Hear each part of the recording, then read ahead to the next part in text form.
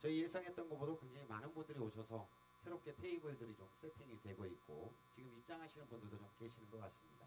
한 5분 정도만 기다려 주시면 바로 시작할 수 있도록 하겠습니다. 잠시만 더 기다려 주시기 바랍니다. 감사합니다.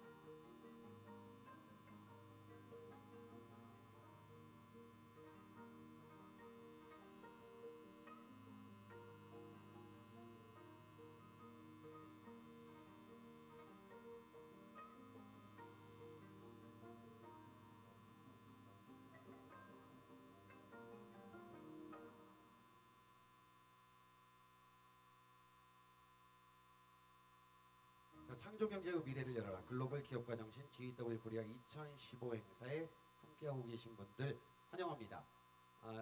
아침 일찍부터 오셨는데요. 오신 분들 오늘 함께 이 자리에서 한 2시간여 정도를 신한류 콘텐츠에 대한 이야기를 좀 나눌 텐데요. 서로 좀 만나서 반갑다고 환영의 박수를 좀 보내주시면 감사하겠습니다. 자, 오늘 여러분들과 함께하는 이 시간은 기업가 정신 톡쇼 콘텐츠 신한류의 바람이 불다라는 이름으로 진행을 해보도록 하겠습니다.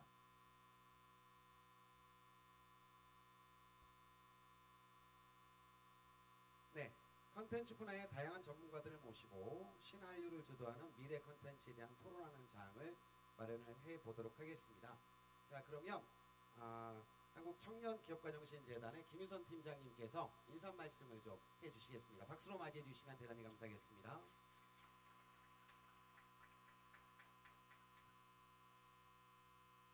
안녕하세요. 네, 한국청년기업가정신재단의 김유선입니다. 이른 아침부터 이렇게 와주셔서 너무 감사하고요. 저희가 GW 코리아 혹시 행사 아세요? 글로벌 앙트프러너십 위크라고 해서 전 세계 160개국이 11월 셋째 주를 기업가 정신 페스티벌 하는 주간으로 함께 공유하고 있는 주간이에요. 그 주간에 지금 매년 한국 행사를 저희가 담당하고 있는데 실질적으로 이번 시간은 K-팝을 위시해서 한국의 어떤 콘텐츠 이런 신한류 바람에 대한 핵심에 서 있는 두 분을 모시고 여러분과 함께하는 콘서트 형식의 행사를 한번 만들어 봤습니다. 관심이 많으실 거라고 생각을 하는데 실질적으로 오늘 모신 분들이 업계에서는 굉장히 쟁쟁한 분이시더라고요. 여러분들 뭐 다 알고 오신 분들도 있으시고 또 뭐 닥터 프로스트 좋아하시는 분들도 상당히 계신 걸로 알고 있고 최근에 또 기축 청년에 대한 어떤 열광적인 응원들이 많이 있는 것 같은데 그런 부분에서 오늘 여러분들의 힘을 좀 보여주시고 작가님들 그리고 우리 대표님하고 평소에 궁금하셨던 거 많이 여쭤보시고 여러분들이 지금 도모하시는 어떤 새로운 기회라든지 새로운 미래를 꿈꾸시고 있는 그런 부분에서 많은 해법을 담아가시길 바랍니다. 만나 뵙게 돼서 너무 반갑고요. 좋은 시간 되시길 바랍니다. 감사합니다. 네, 방금 말씀하셨듯이 오늘 두 분의 강의는 생활 속의 창의와 혁신에 대한 이야기가 아닌가 생각이 들어요. 여러분들도 생활 속에서 창의와 혁신이라는 막연하고 어려운 단어들이 얼마나 내 주변에 있는지 그리고 내 삶 속에 있는지를 또 확인하는 기회가 되지 않을까 생각이 듭니다. 오늘 두 분의 강의가 있는데요. 이종범 작가님과 한정훈 대표님의 순서인데 첫 번째 이종범 작가님을 먼저 소개해 드리도록 하겠습니다. 연세대학교 심리학과를 졸업하셨고요. 2009년 투자의 여왕으로 데뷔를 하셨습니다. 웹툰을 전문 소재 영역으로 확대했다는 평을 이끌어낸 바 있으며 닥터 프로스트를 연재 중이십니다. 2013년 독자 만화대상, 온라인 만화상, 2014년 대한민국 콘텐츠 대상 등 아주 다양한 수상을 하셨고요. 평단과 독자들에게 많은 사랑을 받고 있는 이종범 작가님을 모시도록 하겠습니다. 박수로 맞이해 주시면 대단히 감사하겠습니다.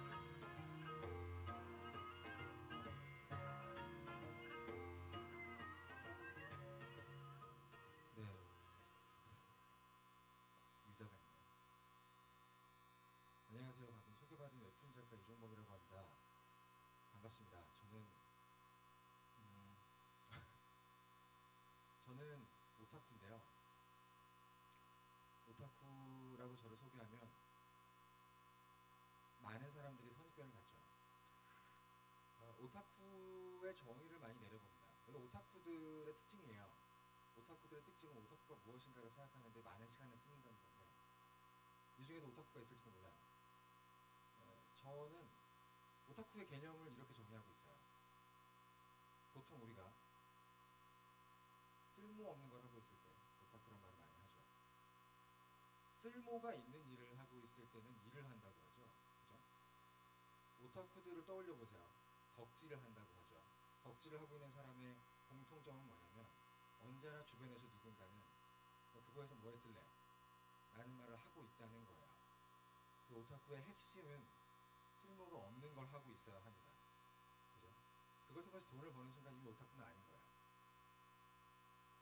근데 그런 생각을 문득 하다가 오타쿠라는 말을 거의 15년째, 20년째 듣고 살다 보면 이런 생각을 하게 됩니다. 쓸모없는 무언가를 하는 것의 핵심이 뭐에 있을까? 보통 우리가 쓸모라는 말을 어디에 쓰냐면 내가 무언가를 쓸 때 쓸모라는 말을 써요. 그렇죠? 내가 뭔가를 사용할 때 이 물건이 나에게 쓸모가 있을까? 어떤 책을 볼 때도 재밌어서 보는 판타지 소설에서는 쓸모를 찾지 않아요. 하지만 여러분들이 가끔 가다가 취업을 위해서, 서류 전형을 위해서, 스펙을 쌓기 위해서, 혹은 자기계발서를 위해서 볼 때 이 책을 내가 어디에 쓸 수 있을까란 말을 하죠. 예를 들면 레포트를 쓸 때 자료를 찾는다거나. 그렇죠? 그렇다면 우리에게 쓸모 있는 일을 하라고 말을 하는 사람들은 무슨 특징이 있나? 우리를 쓰겠다는 얘기죠. 거기에 핵심이 있습니다. 오타쿠들은 누군가가 그 사람을 쓰려고 했을 때 쓸 데가 없다는 뜻이에요.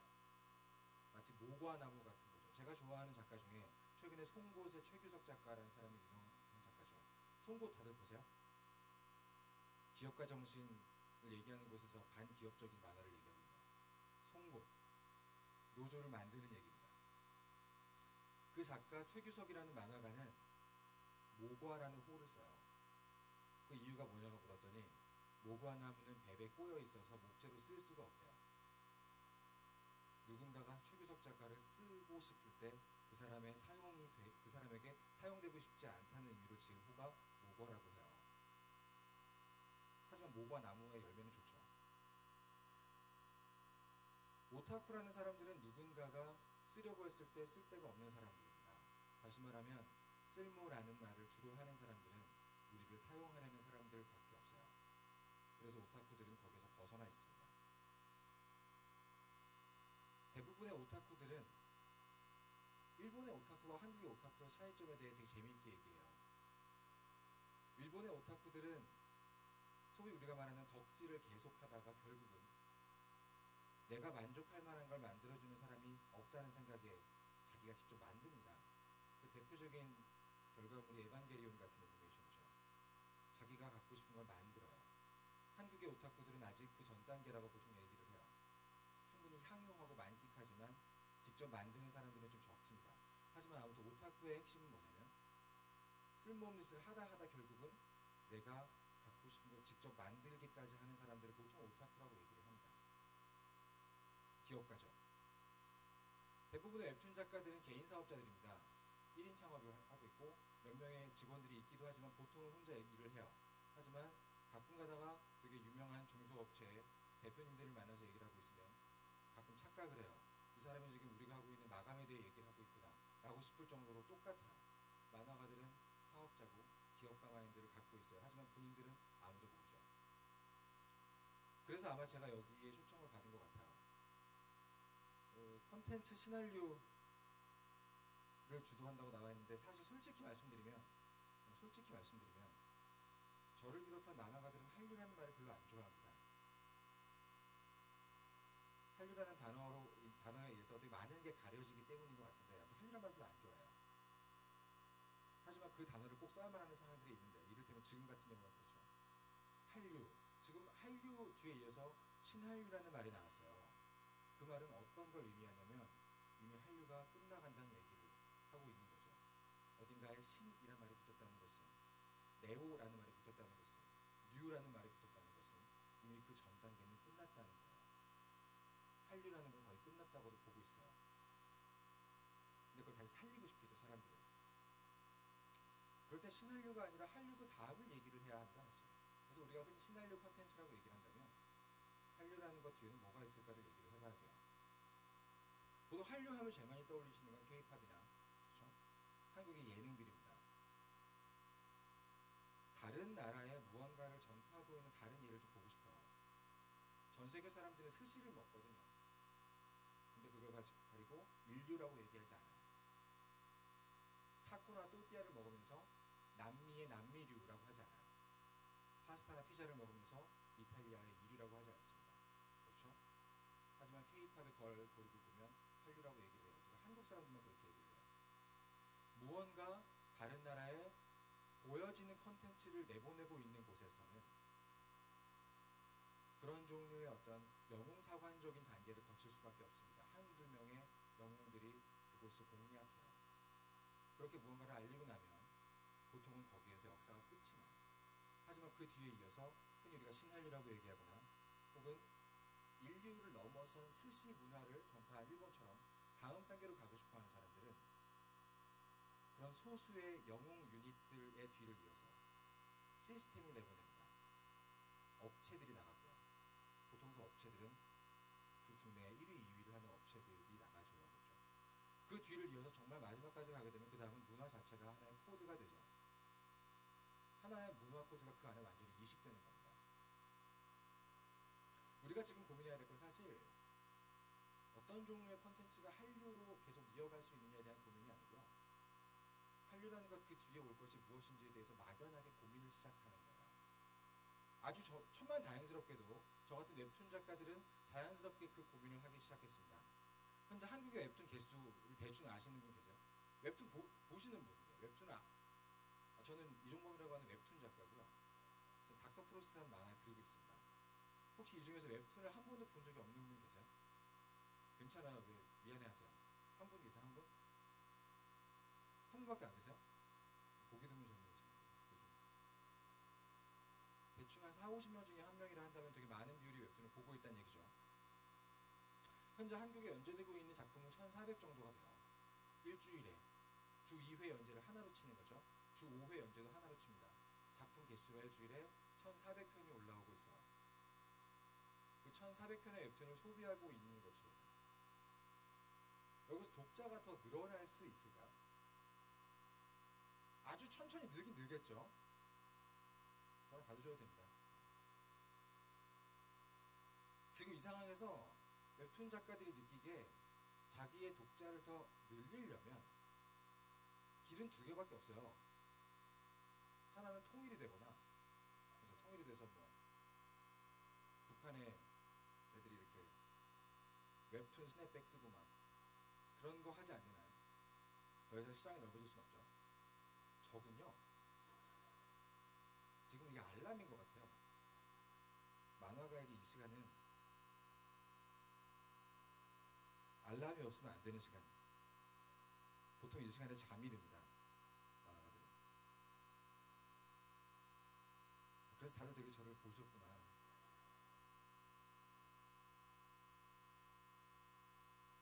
하나는 통일이 돼야 돼요. 그렇지 않으면 지금 현재 웹툰을 보고 있는 사람이 늘 수는 없어요. 두 번째는 당연히 뭐겠어요, 그러면? 해외에 나가야겠죠. 제가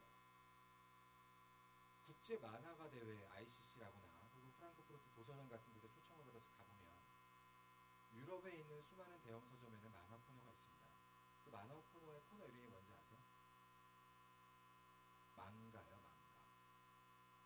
일본의 만화를 그대로 발음하면 망가가 되죠. 망가라는 코너 안에 일본, 한국, 대만, 중국, 홍콩의 만화들이 모두 들어가 있어요. 그곳 사람들에게 한국 만화는 망가예요. 할 구분도 할 수 없어요. 그 사람들은 망가로 통칭하고 있습니다. 그래서 가끔이 아니죠. 한 5년 전까지 한국의 만화 업계에서는 망가에 대항해서 만화라는 발음을 수출해보자라는 헛된 꿈을 꾼 적이 있어요. 그래서 만화라는 말을 되게 많이 했어요. 누구만 했냐면 그곳에 있는 한두 명의 한국 작가들만 했어요. 당연히 못 알아듣겠죠. 망가라는 말이 일본 만화를 대표하게 되면서 아시아의 모든 만화들은 망가로 불리기 시작했습니다.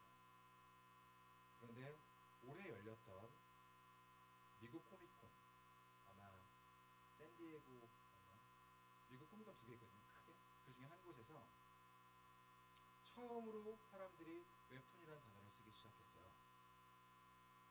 지난 3년 동안 네이버 웹툰은 불쌍하죠. 업계 1위라는 이유 하나 때문에 수없이 많은 돈을 투자 개념으로 적자가 나면서도 그래서 들여서 인도와 필리핀, 인도네시아, 중국, 그리고 미국에 계속해서 한국의 웹툰을 소개하기 시작했습니다. 당연히 돈이 벌리지 않아요. 아무도 모르기 때문이죠. 3년이 지난 현재 인도와 필리핀, 남미, 동남아 이쪽에서는 거의 대부분의 독자들이 웹툰을 접하고 있고 미국은 현재 진행 중이라고 합니다. 그곳에서 지나가던 사람들이 네이버가 아닌 다른 한국 업체의 이 배너를 보면서 너희가 말하는 웹툰이라는 게 이 웹툰인 거지 라는 말을 처음으로 했다고 해요. 웹툰이라는 단어를 드디어 한국 사람들이 처음으로 발명해낸 거예요. 마케팅에 대해서 아시는 분들은 아시겠지만 한 문장으로 얘기할 걸 한 단어로 줄인다는 것은 어마어마한 효과를 가져옵니다. 그렇죠? 말도 안 되는 효과를 가져와요. 전 세계에서 특정한 단어 하나를 발명하거나 선점했다는 것은 말도 안 되는 가치를 창출했다는 얘기예요. 그리고 현재 한국 웹툰은 웹툰이라는 단어를 처음으로 만들어냈어요. 3년에서 5년에 걸쳐서 드디어 만들어낸 거죠. 망가도 아닌 만화도 아닌 그 어떤 것입니다. 전 세계에서 자국의 만화를 가지고 있는 나라는 생각보다 굉장히 적어요. 여러분들 떠올리는 나라 뭐 있어요? 일본이 있을 테고요. 일본은 자국의 만화가 있죠. 미국이 있습니다. 히어로물로 대표되는 미국의 만화들이 있어요. 또 어디 있는지 아세요? 이탈리아가 있고요. 프랑스, 벨기에가 있어요. 또 어디가 있을까? 떠오르는 거 있으세요? 자국의 만화가 있는 곳. 보통 대부분의 나라들은 자국의 만화가는 있어요. 하지만 자국의 만화계는 없습니다. 보통 그 나라의 만화가가 인근에 있는 만화 선진국으로 이민을 가서 그곳에서 만화를 만들면 대부분의 나머지 나라들은 그 만화를 수입해서 써요. 자국의 만화 산업을 갖고 있는 나라가 그렇게 적다는 얘기죠. 아시아에서는 되게 생뚱맞게도 한국이 있어요. 다른 나라에서 굉장히 신기하게 봅니다. 게임 업계 쪽에 계신 분들은 아실 텐데 블리자드사의 거대한 세계 지도가 있어요. 그 블리자드사 세계 지도 보면 각 나라에 대해서 이렇게 자기들이 붙인 별명들이 있어요. 거기 한국 되게 작게 있는데 그 한국에 뭐라고 써 있는지 아세요? 마법사의 나라라고 써 있어요. 게임을 만들거나 만화를 그리는 사람들에게 한국이라는 나라는 되게 이상한 거야. 보이지도 않는 점인데 희한하게도 그 안에는 세계 1, 2, 3위가 다 있고요. 자국의 시스템을 갖고 있어요. 소비할 사람도 부족해 죽겠는데. 만화가 그렇습니다. 자국의 만화를 갖고 있는 나라가 정말 적은데 그 안에 생뚱맞게 한국이 들어가 있어요. 그럼 웹툰이라는 시스템을 갖고 있는 나라는 전 세계에 두 곳입니다. 실험적으로 진행하는 프랑스, 이젠 세 곳이 됐네요. 따라오고 있는 일본, 그리고 처음 만들어냈던 한국이에요. 무언가 기업가 정신이라는 말에 어울릴 만한 얘기를 하려고 온 건 아니지만 결과적으로 그렇게 됐는데 저는 두 가지를 생각합니다. 한 가지는 다른 사람이 제시하고 있는 쓸모가 아니라 내가 보기에 쓸모 있어 보이는 것을 할 때, 즉 오타쿠가 됐을 때만이 무언가를 열심히 할 수 있다는 강한 믿음이고요. 두 번째는 그것을 소비해야 될 사람들을 볼 때 이제 한국을 넘어가야 한다는 얘기죠. 그리고 한국을 넘어가는 것은 사실 개인의 몫을 넘어섰습니다. 이제는 업체와 문화가 나가야 되고 현재 한국에서는 웹툰이 처음으로 그 일을 하고 있죠. 한국 문화 산업 역사를 100년에서 150년으로 봤을 때 대한민국이 무언가를 처음 발명해서 처음 만들어서 전 세계에서 그 용어를 처음으로 사용했던 상품은 웹툰이 거의 처음이라고 얘기를 하더라고요. 저는 그 천병에 서 있고요. 현재 그곳에서 어떤 걸 할 수 있을지 고민하고 있습니다. 여기 와서 여러분들의 질문을 많이 들어보려고 해요. 저하고 그 다음에 한 대표님께서 말씀을 하실 텐데 처음에 저는 저희 둘이 대화를 하면서 얘기를 하는 걸로 알고 있었습니다. 그게 아니라고 해서 저 이게 되게 기대하고 왔거든요. 저희 두 개 의자가 아마 그래서 있는 것 같아요. 이렇게 앉아서 대화하고 있으면 질문도 하시고 보통 제가 강연을 가게 되면 가장 먼저 하는 게 질문을 받는 거였어요. 왜냐면 너무나 많은 분들이 서로 각자 다른 목적을 가지고 오세요. 혹시 살아있는 웹툰 작가를 보신 건 제가 처음인가요? 처음이에요? 웹툰 작가를 처음 만나신 분들은 정말 다양한 종류의 니즈를 갖고 있습니다. 뭐 짧게는 웹툰 작가가 되는 방법부터 해서 좀 더 나가면 지금 방금 말씀드린 것처럼 자기 사업을 운영하고 있는 입장에서의 웹툰 작가의 얘기를 궁금해하시는 분들도 계시고요. 아니면 단순히 오타쿠로서 소비자로서 궁금하신 것들이 많이 있을 거예요. 여기 계신 분들 모두에게서 뭔가 그나마 합의점을 찾으려면 질문을 좀 받아봐야 될 것 같아요. 제가 짧게 준비한 얘기는 그치고 여러분들이 궁금하신 걸 좀 들어보려고 합니다. 혹시 살아있는 웹툰 작가를 직접 만나서 궁금한 게 있었다면 어떤 게 있을까요? 저 올라오면서 걱정했어요. 질문하기 진짜 안 좋은 구조예요. 이게. 웹툰 작가를 만났을 때 혹은 한국의 웹툰 산업을 생각했을 때 궁금하신 게 혹시 있으세요? 없으시다면 되시죠? 보통 우리가 질문이 나올 때까지 제 얘기를 할게요. 계속. 보통 많이 되게 많은데 문자가 만나면 보통 우리가 글로벌 컨텐츠라고 얘기하는 것들의 특징들이 있어요. 특히 그게 어떤 음식이나 그곳에 가야만 볼 수 있는 관광 산업이나 이런 거 빼고 서사를 가지고 있는 말 그대로 컨텐츠, 이야기 같은 것만 놓고 보자면 크게 말하면 고전이 된 것들, 작게 말하면 글로벌하게 소비되는 거, 다른 나라에서 다 소비되고 있는 거 그런 것들의 공통점이 있습니다. 당연히 저 같은 작가들은 그쪽에 굉장히 많은 관심을 갖고 있어요. 쉽게 말하면 어떤 게 세계에서 팔릴 거냐라는 얘기죠. 예를 들면 사노 요코라는 일본의 소설가가 있거든요. 얼마 전에 돌아가셨는데 백만번산 고양이라는 동화책을 쓰셨던 분인데 그분의 수필집을 보면 한국 드라마에 굉장히 빠져 계신 분이에요. 암 선고를 받고 그 뒤에 돌아가실 때까지 한국 드라마에 완전히 들어가 사셨거든요. 당연히 윤사마로 시작을 해서 가을동화 겨울연가로 쭉 가셨던 분인데 그 다음 올인해가 이렇게 한국 드라마 얘기를 막 해요. 그 책을 보면.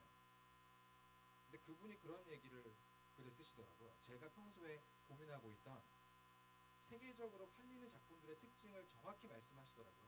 굉장히 동의하고 있어요. 뭐냐면 겨울연가 가을동화인가요? 가을연가 겨울동화. 가을동화 겨울연가 이 두 개가 세계에서 팔렸어요? 어떻게 생각하세요? 일본에서 많이 팔렸죠? 동남아에 조금 팔리고 런닝맨이랑 무한도전은 세계에서 팔렸나요? 주로 중국 홍콩에서 많이 팔렸죠? 여기부터 보자는 거예요. 컨텐츠를 만드는 사람들은 보통 2단계를 처음 봐요. 오케이, 동남아나 아시아권에서 먼저 팔렸어. 하지만 세계적으로 팔리진 않았어. 그 다음 단계로 넘어가는 건 그 다음에 생각하자. 이렇게 단계적으로 생각을 하는 거예요. 근데 그 단계적으로 따져보면 되게 재밌는 게 나옵니다. 언제나 원칙이 똑같아요. 세계적으로 팔리고 있는 문화 컨텐츠의 특징은 두 가지 요소를 동시에 갖고 있다는 거예요. 그 둘 중에 하나만 갖고 있으면 자국에서 많이 팔릴 수 있어요. 혹은 해외에서 많이 팔릴 수 있어요. 하지만 동시에 팔릴 수는 없어요. 그 두 가지가 뭐냐면 일반성과 특수성입니다. 일반성과 특수성. 전 세계에서 팔리고 있는 작은 나라의 작품을 예로 들어 보겠습니다. 지브리 스튜디오라는 곳 아시죠?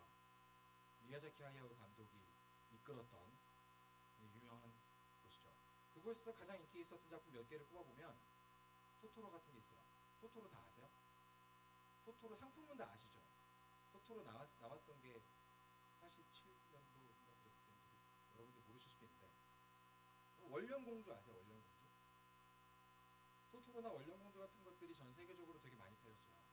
일본에서 수출한 작품 중에 가장 많은 넓은 곳에 팔렸던 것 중에 하나가 그 두 가지 작품인데 제가 방금 말씀드렸던 일반성과 특수성의 법칙을 정말 잘 보여주고 있어요. 토토로, 일본의 어떤 시골 마을의 얘기예요. 되게 특수하죠. 중국의 시골과도 다르고요. 미국의 남부의 시골과도 다릅니다. 일본의 어떤 시골의 모습은 되게 일본스러워요. 딱 봐도 일본이에요. 그리고 특정한 시기 90년대이기 때문에 정말 일본스러워요. 아주 특수합니다. 누구나 그 작품을 처음 만나면 이국적일 거예요. 누군 좋아할 테고 누군 싫어하겠죠. 그건 정말 운에 따라 다릅니다. 그런데 그 토토로가 말하고 있는 건 자매 얘기고요. 모성의 얘기고요. 가족의 얘기예요. 지구에 살고 있는 사람이 일상 반드시 한 번은 겪거나 옆에서 겪는 걸 본 얘기입니다. 가족의 얘기거나 자매의 얘기거나 모성애에 대한 거죠. 일반성입니다. 월령공주 얘기를 해볼까요? 그건 더 해요. 일본의 신들의 얘기입니다. 보자마자 굉장히 특수해요. 일본만이 갖고 있는 신앙이거든요. 그 특수성 때문에 누군 좋아하고 누군 싫어하죠. 하지만 이야기를 보고 있으면 자연과 인간이 함께 살아가는 얘기를 하고 있습니다. 이 행성에 태어난 이상 반드시 한 번은 겪어야 될 굉장히 일반적인 얘기죠. 일본의 작가 중에 다니구치 지로라는 작가가 있어요. 들어보신 분이 계실 수도 있겠습니다. 신들의 보물이라는 만화를 그렸고요. 고독한 미식가를 그렸고요. 그 다니구치 지로라는 작가는 일본에서 인기가 진짜 없었어요. 일본에서는 그 사람을 거의 소비하지 않았습니다. 그런데 90년대 어느 시점에 갑자기 일본의 혜성처럼 등장했어요. 그 이유가 뭐였냐면 그때 그 작품이 아버지라는 작품이었어요. 한국에도 수입 많이 됐죠. 그 이유가 뭐냐면 굉장히 한국적인 이유인데 다니구치지로라는 사람의 아버지라는 작품이 세계에서 가장 유명한 만화 페스티벌에서 상을 받았거든요. 최우수상을. 앙굴렘 만화 축제에서 최우수상을 받았어요. 그러게 되면 어떤 일이 벌어지죠? 역수입이 됩니다. 그 사람은 계속해서 그 전에도 일본에 있었고 일본에서 활동을 하고 있었지만 앙굴렘에서 상을 받은 순간 갑자기 역수입이 돼요. 그 아버지라는 작품에 대한 앙굴렘 심사평을 들어보면 이거예요. 2차 세계대전이 끝나고 나서 일본이 잘 발전을 하다가 엄청난 대화재를 겪어요. 그래서 전후 일본의 동경 인근에 굉장히 큰 화재를 소재로 하고 있어요. 누가 봐도 이거 엄청나게 특수하죠. 그때를 보고 있으면 일본 사람들 같아요. 일본 도시 같고 일본의 건물들이고 일본의 풍경이에요. 누가 봐도 일본스러워요. 정말 특수합니다. 그 안에서 어떤 얘기를 하고 있냐면 아버지와 아들의 얘기를 하고 있어요. 지구인이라면 누구나 한 번은 겪었거나 봤을 얘기죠. 보통 우리가 고전이라고 부르는 작품, 좀 짧게 보면 세계적으로 팔리고 있는 작품의 공통점은 언제나 이렇게 일반성과 특수성을 갖고 있습니다. 소재나 맥락은 매우 특수하지만 거기서 직접 보여주고 있는 알맹이는 굉장히 일반적이죠. 행성 단위로 움직입니다. 어쩌면 그것은 제가 만들고 있는 이야기라거나 연극, 영화 같은 종류의 문화 콘텐츠뿐 아니라 누군가가 만들어내고 있는 어떤 제품일 수도 있어요. 특정한 사람들이 살 것 같은 제품들 역시 그 제품이 나올 수밖에 없는 특수한 맥락과 인간의 신체 구조를 갖고 있다면 이 행성에 태어난 인간이라면 누구나 매력을 느낄 만한 일반적인 감수성도 동시에 갖고 있을 거예요. 저는 신한류라는 컨텐츠에 대해서 항상 얘기를 듣고 있으면 일반성과 특수성을 어떻게 동시에 누릴 것인가라는 생각을 되게 많이 하고 있습니다. 혹시 들으시다가 궁금하신 점 있어요? 궁금해진 점이라고 하는. 이럴 땐 첫 번째로 질문하는 사람이 정말 너무 고마워요. 한 명만 질문하면 모두가 질문할 텐데. 감사합니다. 여러분들 마음을 대변해서 MC가 좀 질문을 좀 하도록 하겠습니다. 컨텐츠의 경쟁력에 있어서 일반성과 특수성에 대한 이야기를 했는데요.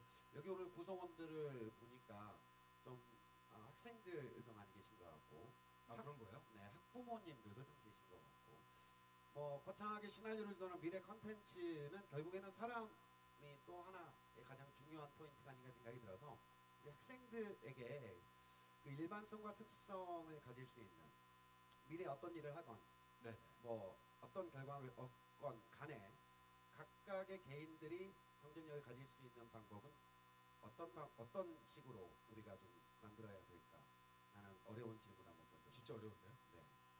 쉬운 질문은 그 다음 질문이 있습니다. 저는 개인적으로 쓸모라는 말을 되게 싫어하지만 쓸모라는 말을 유일하게 좋아할 때가 있어요.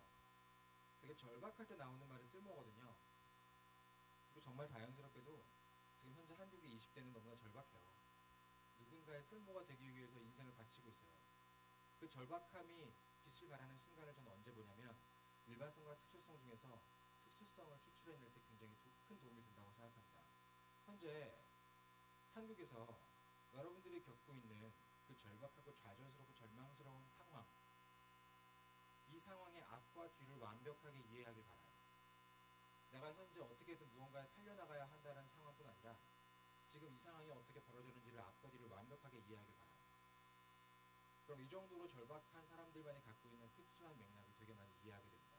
무슨 말이냐면 제가 지금 그리고 싶은 만화 중에서 모든 편집자들이 기대하고 있는 만화가 하나 있어요. 뭐냐면 90년대 IMF 시절에 한국에서 벌어지는 일이거든요. 세계에 되게 많은 기자와 되게 많은 출판사 편집자들이 이런 종류의 특수성을 되게 바라요. 이스라엘에 대한 얘기를 하는 어떤 작가는 평생 동안 세계적인 작가가 돼요. 레바논에 대해서 얘기하는 작가는 평생 동안 세계적인 작가로 살아요. 유태인의 학살에서 살아남은 아티슈필레만은 쥐라는 만화를 통해서 세계 최초로 퓰리처를 받았어요. IMF 이후에 90년대까지 유일하게 OECD 국가 중에서 독재를 경험하고 있는 우리 같은 경우에는 이 특수한 맥락에서만 그려낼 수 있는, 만들어낼 수 있는 어떤 것들이 굉장히 많이 있습니다. 이런 것들은 전 세계에서 찾아볼 수 없는 종류의 맥락을 만들어줘요. 그래서 언제나 얘기해요. 쓸모 때문에 절박해진 취업 준비생들의 경우에는 당장 취업한 다음에 고민해도 상관없지만 현재 이러한 상황이 벌어지고 있는 맥락의 앞뒤를 정말 잘 보셔야 됩니다. 이게 단순히 정치적 올바름이나 철학적인 문제 때문에 보라는 게 아니고 매우 구체적인 쓸모 때문에 보라는 거예요. 그런 것들을 완벽하게 이해하고 있으면 기존의 패러다임에서 절대 나올 수 없는 종류의 니즈를 파악하게 돼요. 일반성에 대한 부분은 작가 수업에서도 얘기하는 거기 때문에 현재 20대들에게 얘기하기 좀 미안한 부분이 있습니다. 일반성은 결국은 인류의 위대한 유산에 기대고 있어요. 결국은 고전에 들어가 있고요. 결국은 인문학에 들어가 있고요. 그것이 아니라면 어떤 종류의 인간 삶 속에 있습니다. 그래서 적어도 다른 나라에 우리랑 문화가 다르고 언어가 다르고 전혀 만나본 적 없는 사람들도 소비할 만한 무언가를 만들어내기 위해서는 행성 단위로 생각을 해야 돼요. 지구 단위로 생각을 한다는 거죠. 그건 결국은 방금 얘기한 그 특수성에서 결국 어떻게 나를 빼올 것이냐에 달려 있습니다. 여러분들의 절박함이 독이 되는 순간은 그런 순간들이죠. 그걸 조심하시길 바랍니다. 결국은 되게 하나만한 얘기죠. 하지만 작가들에게 되게 중요한 얘기거든요. 하지만 적어도 어딘가에서 쓸모에 움직이는 사람이 아니라 자신의 일을 만들어서 할 기업가 혹은 자기의 사업을 할 사람들에게 필요한 덕목이 있다면 가장 중요한 덕목일 거예요. 저는 그렇게 보고 있습니다. 쉬운 질문 있나요? 쉬운 질문 하나 드리겠습니다.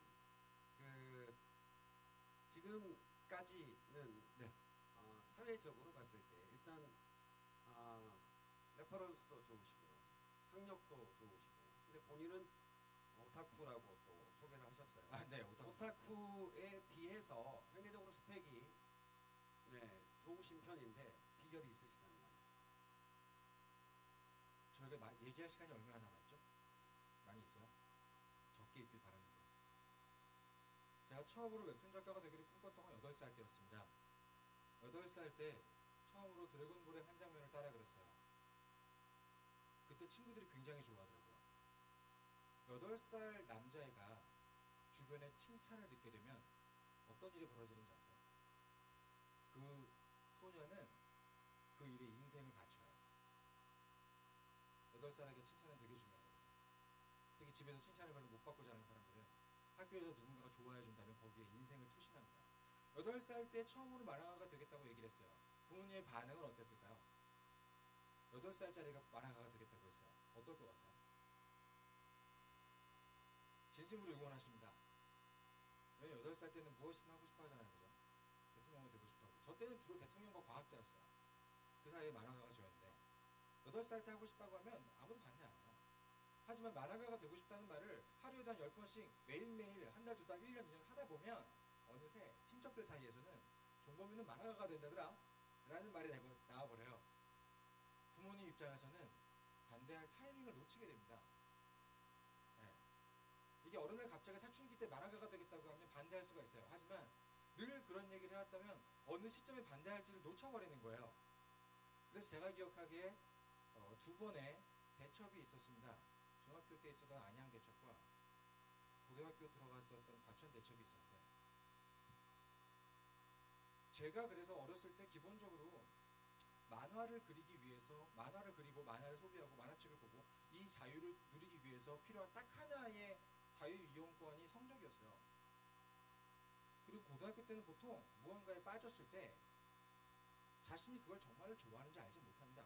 고등학교 때 저와 함께 만화를 그렸던 사람들은 5명이 있었는데 그 중에 저 혼자 데뷔를 하고 나머지 4명은 데뷔를 못했어요. 좋은 기업에 가서 잘 생활하고 있습니다. 얼마 전에 만났는데 그 친구 중에 한 명이 술을 먹다가 이런 얘기를 하더라고요. 종범아, 나는 만화가 좋았던 게 아니라 공부가 너무 싫었던 거야 라는 얘기를 하더라고요. 무언가가 싫어서 만화를 보거나 만화가 좋아서 만화를 보거나 그 두 가지는 완전히 다른 거지만 본인은 절대 알 수 없습니다. 그걸 알 수 있는 유일한 방법은, 유일한 때는 수능이 끝난 날 저녁이에요.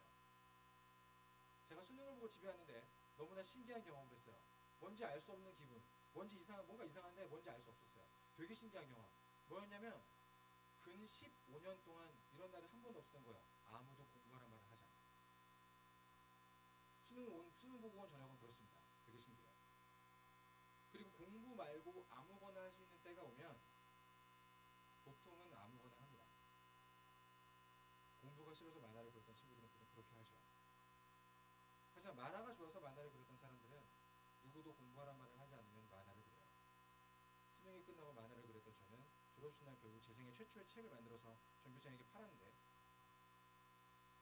그렇기 때문에 사실 공부가 싫어서 만화를 그린 사람과 다르게 만화를 그리기 위해 공부를 해야 한다면 공부를 했었어요. 저는 수능을 2개 틀렸는데 그 비결은 중학교, 고등학교 때 공부했던 모든 것들을 다 과학을 할 때는 SF 만화를 그릴 때 필요하지 않을까? 누구도 하지 않는 체육 이론을 공부할 땐 스포츠 만화를 그리는데 필요하지 않을까? 언제나 내가 공부해야 하는 그 내용을 담고 있는 만화를 떠올렸어요. 미술사를 공부할 때는 제로라는 모조 미술을 만드는 일본 만화가 있어요. 그거에 대해 떠올렸고요. 생물에 대해 얘기할 때는 닥터 노구치라는 일본 최초의 노벨 의학상을 받은 생물학자가 있습니다.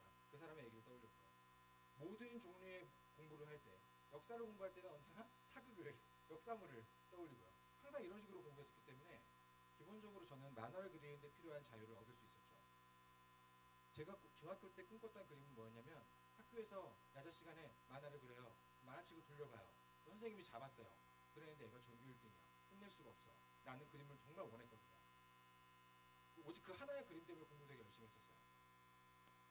그러다가 이제 안양대첩이 왔고 과천대첩이 왔는데, 아버지께서는 그런 말씀을 하셨습니다. 보통 우리가 뭔가, 지금은 20대에게 통용되는 얘기인데요, 제가 만화가라서 되게 많은 질문들이 와요. 독자들에게 메일이 굉장히 많이 옵니다. 하루에도 막 몇백 개씩 와요. 저는 그걸 전부 답장을 반드시 해요. 전부 답장을 할 수 있는 이유는 그 수많은 메일들이 결국 3가지로 좁혀지기 때문에 가능합니다. 복사붙여놓고 그렇게 하는 거죠. 앞뒤만 제가 쓰게. 가장 많이 나오는 질문 3가지는 이겁니다. 주로 10대들인데요. 첫 번째는 뭔가 하고 싶은 게 있는데 부모가 반대해요. 부모가 아니면 혹은 누군가가 반대해요. 어렸을 땐 부모가 반대한다고 하고, 나이가 좀 든 사람들은 교수님이 반대하거나 직장 상사가 반대하거나 뭐 그런 얘기를 합니다. 2번째로 많이 오는 질문은 뭐냐면, 뭔가 하고 싶은 게 생겼어요. 천만다행히 아무도 반대하지 않아요. 그런데 재능이 없는 것 같아요. 라고 합니다. 나이가 좀 올라가면 이쪽 질문이 되게 많아요. 3번째 질문이 가장 많이 오는데, 정말 압도적으로 많이 오는데, 하고 싶은 게 없어요. 하고 싶은 게 뭔지 모르겠어요. 10대들이 아주 많고요. 제가 연재를 시작한 지 6년이 되는데 그 사이에 20대의 비중이 아주 많이 올라갔습니다. 하고 싶은 게 없어요. 그 얘기를 좀 하면 되겠네요. 저 같은 경우는 보통 여러분들 중에 중국집에 가면 중국집의 메뉴판을 떠올려 보세요. 우리나라에서 가장 많은 메뉴를 갖고 있는 거는 중국집이거든요. 김밥 천국 빼고. 중국집 메뉴 중에서 우리가 먹어본 건 많아봤자 5가지일 거예요. 맞나요? 어향 장육이 뭔지는 아직도 몰라요. 마라탕이 뭔지 아직도 전 몰라요. 하지만 중국집에 가면 그 수많은 메뉴들이 있죠. 우리가 먹어보지 않은 것에 대해서 먹고 싶어 할 수 있을까요? 직업에만 국한시켜서 말을 한다면 한국의 현재 공식적인 직업의 개수는 14,000개 정도가 됩니다. 12,000개 좀 넘어요. 비공식적인 직업을 총계해보면 3만 개가 넘습니다. 도합 우리가 무언가를 할 수 있는 일은 4만 개쯤 넘는다는 얘기죠. 가끔가다 워크숍에 가서 10대 학생들한테 본인이 알고 있는 직업을 다 써보라고 얘기를 해요. 현재까지 나와 있는 신기록은 100개예요. 보통은 50개에서 막힙니다. 20대는 좀 더 많겠죠. 하지만 여전히 우리는 4만 3천 개에 해당하는 직업은 몰라요. 우리가 모르는 걸 원할 수는 없어요. 저 같은 경우는 10대들에게 그래서 무언가를 하고 싶은 게 아직 없다고 했을 때 가장 먼저 드는 감정, 즉 죄책감을 갖지 말라는 말을 잘 많이 해요. 너무나 자연스러운 거라고 얘기를 해요. 안심시키는데 모든 힘을 다 쏟아요. 왜냐하면 실제로 10대들은 그걸 알 수가 없거든요. 무언가를 했을 때 내가 뭘 할 때 재밌는지, 어떤 걸 할 때 시간이 빨리 가는지, 뭘 할 때 행복한지를 알아차리기에는 너무나 시간이 없어요. 그나마 다행인 것은 전국의 10대들이 모두 똑같다는 거죠. 그래서 20대를 미룹니다. 20대에 갔더니 어때요? 내가 무엇을 할 때 행복한지, 어떤 걸 할 때 시간이 빨리 가는지 나에 대해서 알아차릴 만한 시간이 올 거라고 20대로 미뤘더니 20대에 가면 스펙을 쌓아야 되고요. 자격증을 따야 되고요. 그렇죠? 취업을 준비해야 돼요. 취업하고 나면 어떻게 될까요? 승진을 해야 되고요. 결혼을 해야 돼요. 그 뒤는 애를 낳아야 되고요. 50대가 돼서 나에 대해서 알려고 하면 되게 어려워요. 여러분께 말씀드리는 건 20대에서 대부분의 사람들이 30대로 또다시 유예합니다. 30대가 넘어가면 진짜 힘들어져. 나에 대해서 알아차리기 정말 힘들어집니다. 그때가 되면 나를 사용할 사람들이 나에게 어떤 쓸모를 기대하는가에 대해서 굉장히 많이 알게 돼요. 그래서 내가 어떤 것에 쓸모를 느끼는지는 절대 알 수 없게 됩니다. 20대가 아주 좋은 기회예요. 기업가 정신이라면, 내가 무언가를 주도적으로 할 사람들이라면 정말 중요한 핵심 DNA를 할 수 있어요. 반대로 말해서 무언가 하고 싶은 게 빨리 생긴 사람들의 얘기를 해볼게요. 제가 알고 있는 어떤 독자는 초등학교 6학년 때 BBC 다큐멘터리를 보고 감동을 너무 해서 초6 여자애가 다큐멘터리 감독이 꿈이었던 애가 있어요. 제 만화를 봤을 때는 고등학생이었는데 대학교 들어간 직후였는데, 초등학교 6학년생이 뭔가 명확한 꿈이 생기면 어떨 것 같아요? 멋있어요. 여러분들 옛날을 떠올려 보세요. 중학교나 고등학교 때 우리 반이나 옆반에 명확한 꿈이 생긴 애가 하나 있어요. 걔는 뭘 하고 싶은지 명확히 보여요. 그럼 되게 멋있죠. 보통 주변에 친구들이 많거든요. 그런 친구들은 빛이 나요. 왜냐면 보통 그렇게 못 살기 때문에 그래요. 근데 문제는 뭐냐면 그게 멋있다는 걸 본인도 안다는 거예요. 꿈이라는 건 원래 그렇습니다. 뭔가 하고 싶은 게 명확해지는 사람들은 되게 멋있어요. 본인도 그걸 알아요. 그래서 어떤 일이 벌어지냐면, 시간이 흘러서 대학에 들어갔더니 생전 처음 해보았던 너무나 신나는 일이 있는 거예요. 말도 안 되게 자기를 행복하게 만들어줬던 어떤 일이 있는 거예요. 동아리에 갔더니 그걸 하는 순간 시간이 뭐 빨리 흐르고 정말 정신 차려보니까 하루가 가 있고, 이런 경험을 한 거예요. 너무 행복한 거죠. 그 순간 그 여자애가 어떤 일을 했는지 아세요? 어떤 반응을 보였는지 아세요? 아니야, 무슨 소리야, 나는 다큐멘터리 감독이 될 건데. 이런 얘기를 하고 있어요. 우리가 보통 뭔가를 찾을 때는 내가 제일 좋은 걸 찾거든요. 그게 가장 중요한 거예요. 그런데도 불구하고 되게 일찍 하고 싶은 걸 찾은 사람들의 특징은 자기 자신을 굉장히 속입니다. 꿈이라는 말의 허점이에요. 자기 기만을 되게 많이 시켜요. 꿈이라는 건 변하거든요. 왜냐면 사람들이 변하기 때문이에요. 여러분들도 마찬가지겠죠. 그래서 우리 보통 꿈의 직장을 첫 직장으로 갖지 않습니다. 당연히 매체로 옮겨 다니죠. 제가 처음으로 데뷔했던 곳은 되게 군소 매체였어요. 그곳에 데뷔를 하고 나면 네이버 웹툰이나 다음 웹툰 같은 메이저한 포털의 담당자를 직접 만날 수 있는 기회가 생기거든요. 하지만 저같이 안 하고 처음부터 메이저 포털을 원하는 사람들은 담당자를 만날 기회를 얻지 못해요. 자격이 없습니다. 그래서 배도에서 아마추어 리그에서 굉장히 뼈아픈 경쟁을 해야 돼요. 그 사람들에게 있어서 벽으로 보였던 데뷔가 저 같은 경우는 계단이었어요. 왜냐하면 어딘가에 들어간 다음 옮겨 다니기 시작했기 때문이에요. 마찬가지입니다. 꿈이라는 건 변해요. 직업도 변하고요. 심지어 자기 사업을 갖고 있는 사람들에게 그 사업 아이템도 변합니다. 왜냐하면 내가 변하기 때문이죠. 이전까지는 세상이 변했다고 얘기를 했어요. 저는 그 말도 맞다고 생각하지만 근본적인 건 아니라고 생각해요. 중요한 건 내가 변한다는 거예요. 그 부분을 캐치하지 못한다면 안 된다고 생각해요. 아무튼 그래서 질문으로 돌아오면, 저 같은 경우는 만화를 그리기 위해서 공부를 했었고요. 두 번째 대첩, 아버지와의 얘기에서 아버지께서 결국은 저에게 지셨는데, 보통 아버지들의 관록을 무시할 수 없죠. 지면서 마지막으로 남긴 말씀이 이거였어요. 네가 만화가 너무 좋아서 만화가를 꿈꾸지만 대학에 가면, 물론 아버지의 그 말씀은 훗날 거짓말임이 판명됐지만, 대학에 가면 연애도 많이 할 수 있고, 대학에 가면 그 다음 말도 거짓말로 판명이 됐어요. 하고 싶은 걸 다 할 수 있고, 그때도 만화가 좋다면 승산이 있겠지라는 말씀을 하셨어요. 그래서 결국 만화 작가가 되는데 도움이 되면서 동시에 작가가 되지 못했을 때에도 써먹을 수 있을 만한 전공이 뭔지 생각해보자 라는 말씀을 하셨고, 그때 고등학생인 제가 뽑았던 전공들은 문학, 사학, 사회학, 철학, 심리학, 인류학이었습니다. 나중에 가서 그게 인문학이라는 이름으로 묶인다는 걸 알게 됐죠. 그래서 심리학과를 갔던 거고, 결국 저는 심리학 만화로 밥을 먹고 살고 있죠. 혹시 질문 더 있어요? 없으시면 제가 더 하나 드리겠습니다. 없으시면 얘기하다 보니까 재밌는 얘기가 떠올랐네요. 네. 질문 중요한 아니, 질문. 먼저 말씀하세요. 네. 들어보고 재미없으면 질문하겠습니다. 네. 10대들이 많이 하는 질문이 하고 싶은 게 없어요라고 얘기했잖아요. 20대도 되게 많거든요. 생각해보니까 20대 대학생들이 제일 많이 하는 질문이 그거였어요. 다행히 하고 싶은 게 생겼어. 진짜건 거짓말이건 생기긴 생겼어요. 그리고 요즘은 하고 싶은 게 생기면 부모님들이 어떻게 하냐면 별로 반대를 안 해요. 하고 싶은 걸 가진 사람이 너무 드물어서 그래요. 반가워합니다. 그래서 20대들이 제일 많이 하는 질문은 하고 싶은 게 생겼는데 재능이 없는 것 같아라는 질문을 되게 많이 해요. 그 말을 좀 넓게 확장시켜보면, 이 회사에 가고 싶은데 스펙이 안 되나 말하고도 통해요. 그걸 좀 더 이 창작 쪽 개념으로 가져오면 재능이 없다는 식으로 표현을 합니다. 그쪽에 대부분 PD가 되고 싶거나 작가가 되고 싶거나 어디 기자로 들어가고 싶거나 뭐 그런 사람들이 많아요. 얼마 전에 만화를 30년 그리신 장태산 선생님하고 술을 먹는데 그분은 선생님이에요. 제가 태어난 직후부터 만화를 그리셨고 지금까지 만화를 그리고 계세요. 얼마 안 남은 마지막 현역이세요. 근데 그분이 술을 먹다가 저한테 그런 말씀을 하시더라고요. 준범아, 나는 만화에 재능이 없는 것 같아. 만화를 30년 그렸는데 보통 우리가 어떤 일에 재능을 얘기할 때 말이죠. 만화를 30년 그린 사람도 만화에 필요한 재능이 뭔지 몰라요. 만화의 신도 몰라요. 근데 본인들은 안다고 생각하거든요. 만화가 지망생들은 자신이 재능이 없다고 얘기를 해요.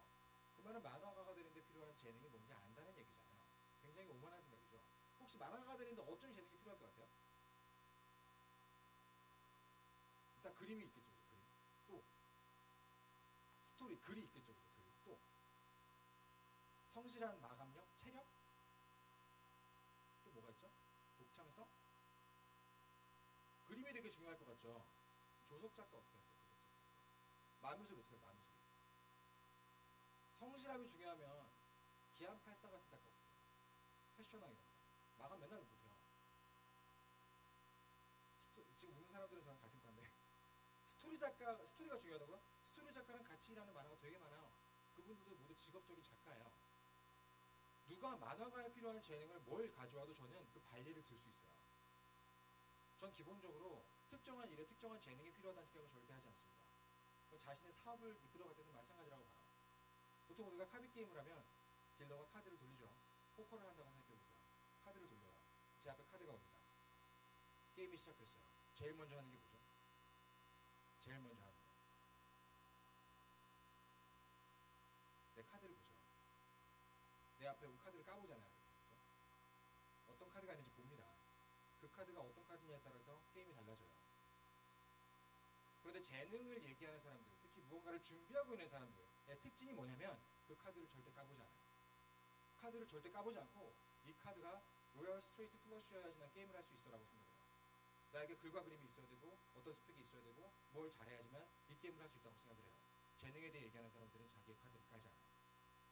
제가 대학교 시절에 가졌던 첫 번째 직업은 음악이었습니다. 원래 저의 직업은 음악이에요. 만화 때문에 음악 시작했다가 빠져가지고 먼저 그쪽으로 취업을 해버렸어요. 그러다가 나중에 졸업할 때쯤에 데뷔를 준비하는데 대학교 졸업할 때쯤에 제가 가진 카드를 까봤더니 너무 오랫동안 만화를 그리지 않아서 당시 만화가로 데뷔한 동년배의 사람들에 비해 너무 딸리는 거예요. 제가 글도 안 되고 그림도 안 됩니다. 유일하게 제가 갖고 있던 카드가 뭐였냐면 제가 술을 되게 잘 먹었어요. 대학교 시절 내내 만화를 그리는데 아무 쓸모가 없어 보이는 능력밖에 없었어요. 처음 만난 사람과 친해지고 금방금방 친해지고 대화하는 것 진짜 굉장히 능하더라고요. 만화를 그리는 데는 정말 쓸데없는 재능이죠. 근데 어떻게 해요? 제가 가진 유일한 카드가 그거였어요. 그래서 그때부터 저는 전문가들을 만나고 다니기 시작했습니다. 왜냐하면 당시 웹툰 작가 중에 누구도 전문가를 만나고 다니지 않았거든요. 그래서 저는 글과 그림이 정말 너무나 부족한데도 불구하고 웹툰 쪽에서 최초로 전문 소재를 다뤄서 데뷔에 성공을 했습니다. 그 투자의 영웅이라는 작품이죠. 아, 이곳에 시계가 없으니까 되게 어렵네요. 시계를 봐가면서 지금 7분 남았다고요? 아쉽네요. 그렇게 데뷔에 성공하고 나서 데뷔 작품을 끝내고 나서 좀 더 큰 매체로 옮기고 싶다 생각을 했어요. 우리가 흔히 이직을 얘기할 때 느꼈던 감정이랑 똑같습니다. 조금 더 좋은 조건, 좀 더 고려가 많은 데로 가고 싶다. 예를 들면 네이버 웹툰 같은 곳이 그랬어요. 좀 더 댓글이 많이 달리는 곳으로 가고 싶었어요. 예를 들면 네이버 웹툰 같은 데가 그랬어요. 좀 더 팬카페도 있고 이슈화도 많이 되는 곳으로 가고 싶었어요. 예를 들면 네이버 웹툰이 그랬어요. 그래서 네이버 웹툰으로 가기로 했어요. 아까 말씀드렸지만 네이버 웹툰으로 옮기려면 두 가지 방법이 있는데 아래서부터 뚫고 올라가는 게 있고요. 그 사람들은 벽을 느껴요. 하지만 다른데 이미 데뷔를 한 사람들은 담당자를 만날 수가 있습니다. 담당자를 만나면 많이들 모르시더라고요. 웹툰 보시는 분들은 아실 거예요. 베스트 도전이라는 그 아마추어 리그에서 인기를 얻어서 뽑히는 경우가 있고요. 담당자를 만나서 작품을 제안해서 연재 들어가는 경우가 있어요. 둘 중에 뭐가 더 유리할 것 같아요?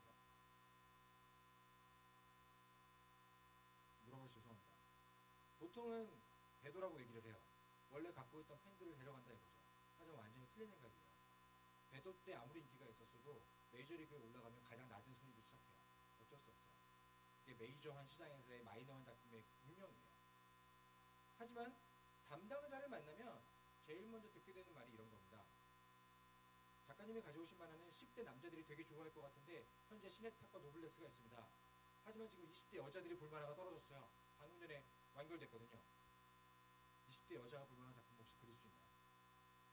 직업적 작가가 그 누구보다 알고 싶어하는 핵심 정보예요. 그걸 직접 들을 수가 있어요.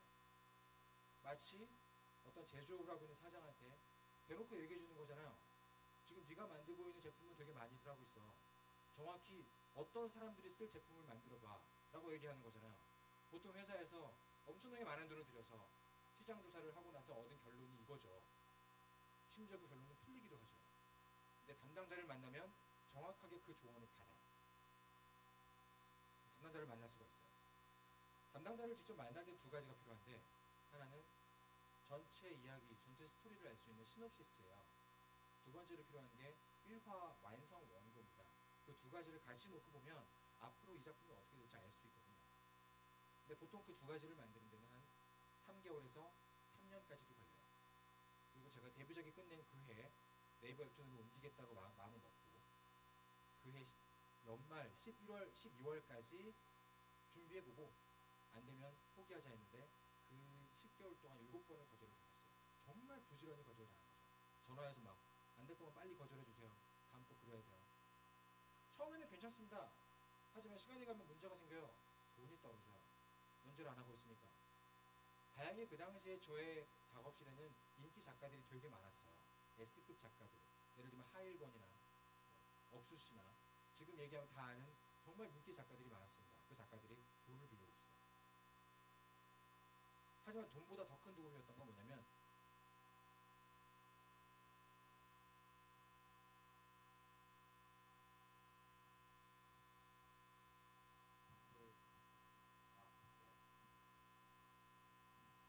돈보다 더 고마운 게 뭐였냐면 제 작품을 봐줬어요. 그렇게 한 달 한 달 가다가 이제 11월이 됐습니다. 지금 그린 이 작품이 만약 거절을 당하면 전 더 이상 새롭게 도전할 시간이 없었어요. 저하고 약속한 시간이 끝났거든요. 마지막 작품이었어요. 그런데 제 주변에 있는 작가들이 그 작품을 보고 뭐라고 하냐면 너무 재밌는데? 이건 무조건 되겠는데? 그래서 네이버 담당자에게 보냈죠. 바로 전화가 왔습니다. 작가님 제가 다음 주 작가님 작업실로 가겠습니다. 이러는 거예요. 작업실로 온다는 게 무슨 뜻인지 아세요? 됐다는 거예요. 왜냐면 너무나 바쁘기 때문에 거절은 메일이나 전화로 합니다. 문자로 하거나 직접 와서 얼굴 보면서 안 되겠습니다 이렇게 안 해요. 너무 바빠요. 작업실로 온다는 말은 연재가 됐다는 얘기예요. 너무 좋았죠. 제 주변에 저를 도와줬던 동료 작가들과 함께 그 사람들 돈으로 술 먹으러 갔어요. 너무 기뻐서. 약속한 날이 됐고 작업실에 모든 작가들이 모여 있었어요. 제가 준비를 되게 힘들게 했던 걸 알고 있었기 때문에 모두 모여 있었어요.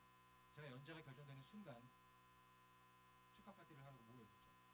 담당자가 작업실에 들어와서 저를 보자마자 제일 먼저 한 말이 뭐였냐면 작가님 죄송하지만 연재가 안 되겠습니다 했어요. 왜 온 거야? 그래서 왜 온 거야 여기를? 알고 봤더니 저를 축하해 주려고 모였던 인기 작가, 하일관, 정필원 작가들에게 작품을 부탁하러 온 거였어요. 언제 들어갈지 부탁하러, 구걸하러 온 김에 겸사겸사 저를 거절하러 온 거죠. 분위기가 어땠겠어요? 저도 울고 지금 그 친구도 울고. 그래서 구석에서 인기 작가와 담당자가 차기작 회의를 하는 동안 저는 한쪽 구석에서 1년 동안 도전했던 소재가 적힌 수첩을 그냥 보고 있었어요. 막연자실하게. 수첩을 본 것도 아니죠. 수첩과 눈 사이에 어딘가를 보고 있던 거죠. 이렇게. 시간이 다 돼서 담당자가 이제 가려고 하는데 작가님들 저 이제 가보겠습니다 얘기를 하는데 그때 제가 들고 있던 수첩의 마지막 장에 뭐가 써 있었냐면 아까 얘기했던 시놉시스도 없고요. 1화 원본커녕 캐릭터 스케치 같은 것도 없고 딱 한 줄만 써 있었어요. 그 한 줄이 뭐였냐면 심리학자가 등장하는 이야기였습니다. 그쯤 되면 정신이 없어요. 무슨 짓이든 합니다. 담당자 뒤에다 외친 거죠 거의. 심리학자가 나오는 얘기는 어때요? 담당자가 저를 보면서 했던 첫 마디가 아직도 기억나요. 작가는 심리학과였죠. 네이버 웹툰에 전문 소재가 없었어요. 앞으로도 없을 거예요. 언제 들어가실래요? 라고 얘기를 한 거예요. 저 아직도 그 첫 마디를 잊을 수가 없어요. 작가는 심리학과였죠. 제가 군대 포함 7년 동안 20대를 다 바쳐서 수천만 원의 등록금을 들여서 첫 번째 교양으로 장착했던 전공이 심리학이었다는 사실을 단 한 번도 돌아보지 않고 10개월 동안 준비를 했어요. 데뷔할 때 그렇게 나의 카드를 까보고 내가 잘하는 걸 하겠다고 얘기했는데도 불구하고 순식간에 잊어버린 원칙인 거죠. 당장 내가 가지고 있는 카드를 까보지 않았다면 이렇게 되는 겁니다. 그래서 그때 저는 원칙으로 돌아갔어요. 내가 갖고 있는 카드는 게임을 끝낼 때마다 바뀝니다. 여러분들이 갖고 있지 못한 카드가 계속해서 들어와요. 어느 시점에 잊게 됩니다. 그러시면 안 돼요. 내가 가지고 있는 카드를 계속 보셔야 돼요. 작년에 봤던 것에서 새로운 카드가 계속 들어가 있을 거예요. 왜냐면 1년 동안 여러분들이 뭔가 했기 때문이죠. 네. 제가 준비한 얘기 여기까지고요. 초대해 주셔서 감사합니다. 즐거운 얘기였고 다음으로 이어질 한 대표님의 얘기를 기대하고 잘 들어주세요. 감사합니다. 네, 고맙습니다. 신할례로 들어온 미래 콘텐츠 웹툰 이종범 작가님과 함께 했는데요. 아주 진솔한 이야기였고 기억나는 게 좀 있죠? 술을 잘 먹어야 된다. 요 카드가 네, 그리고 그 웹툰에 대한 새로운 우리 인식도 좀 될 수 있었지 않나 생각이 들어요. 앞으로도 우리 신한류 콘텐츠 웹툰의 미래가 더욱더 그 작가님과 함께 밝아지길 바랍니다. 다시 한번 박수를 좀 보내주시면 감사하겠습니다. 고맙습니다. 자, 이제 두 번째 강의를 바로 시작하도록 하겠습니다. 원래 브레이킹 좀 드리려고 했었는데 여러분들의 강의 열기가 대단히 뜨거운 관계로 바로 시작하도록 하겠습니다. 오늘 오신 분들은 공교롭게도 약속이나 한 듯이 아무도 질문을 하고 있지 않습니다. 감사드립니다. 강의하시는 분들이 좀 힘들 수 있거든요. 네, 좀 생각나는 대로 뭐 가벼운 질문, 전문적이지 않거나 앞뒤가 안 맞거나 좀 틀려도 상관없습니다. 네, 편하게 그냥 1대1로 대담한다고 생각하시고 이야기한다고 생각하시고 질문도 좀 해주시면 좋을 것 같아요. 자, 새로운 한류의 시작 창의성이라는 이름으로 한정훈 대표님을 모시도록 하겠는데요. 한정훈 대표님은 닉네임이 길쭉청년이라고 하죠. 건축가, 일러스트레이터, 여행작가, 미디어 아티스트입니다. 간략 프로필은요. 그림 그리는 건축가 한정훈은 홍익대학교 대학원 건축학과 석사 졸업 후 주범건축 종합건축사무소에서 건축 실무를 익히셨다고 합니다. 건축가이자 일러스트레이터 그리고 여행작가로도 활동하고 있는 그는 2009년부터 2012년 길쭉청년이라는 타이틀로 네이버 파워블로거에 4년 연속 선정이 됐고요. 현재는 놀이동산 같은 즐거운 회사라는 모토를 내건 건축 앤 디자인 회사 디자인 사냥꾼 디자인 헌터스의 대표이며 디자인 영상 마케팅을 접목한 새로운 분야의 컨텐츠를 만들고 있습니다. 2011년 삼성전자 제1기획선정 한국의 10대 미디어 아티스트로 선정이 되었으며 현재 글로벌 아트 브랜드 길쭉청년 브랜드를 런칭했으며 아티스트 매니지먼트 기업인 AM그룹 대표이사도 겸하고 있습니다. 오늘 준비한 내용은 세상은 빠르게 변하고 트렌드는 날마다 바뀐다. 급속하는 세상 속에서 더 이상 한 가지의 직업만으로는 인생을 버티기는 쉽지 않다라는 내용으로 해서 다양한 삶의 이야기 그리고 일에 대한 이야기를 들어보는 시간을 갖도록 하겠습니다. 여러분 뜨거운 박수로 맞이해 주시면 대단히 감사하겠습니다. 모시겠습니다. 어서 오십시오.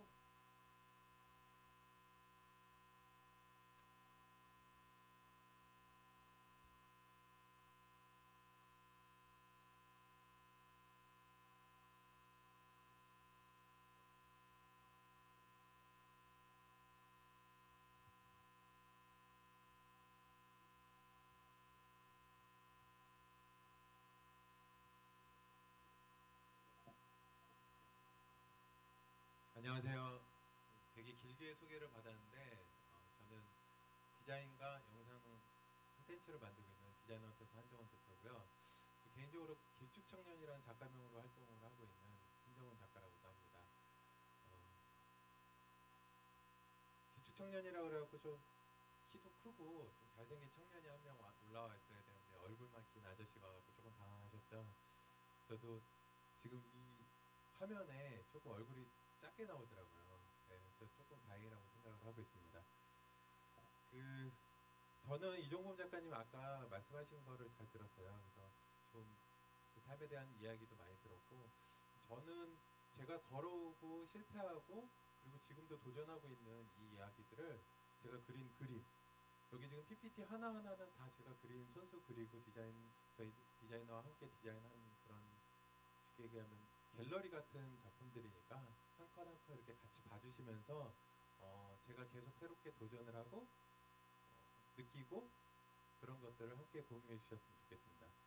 쉬는 시간 없이 바로 시작하셔갖고 조금 피곤하실 텐데, 예, 저는 주입식 교육으로 빨리빨리 진행을 해보겠습니다. 저는 내세울 건 없어요. 뭐 엄청 잘생기고 뭐 엄청 뭐 사회적으로 유명하고 뭐 닥터 프로스트를 그린 이종범 작가입니다. 한마디로 끝나는 그런 사람이 아니에요. 그러다 보니까 저는 개인적으로 내세울 게 뭐가 있냐, 이 긴 얼굴밖에 없더라고요. 화면 보지 마시고 제 얼굴 봐주시면 알 겁니다. 제가 어느 날 저를 소개를 해야 되는데 나는 과연 뭘로 나를 이렇게 한 번에 이렇게 소개를 할 수 있을까라고 생각을 하다 보니까 어렸을 때부터 별명이 있었어요.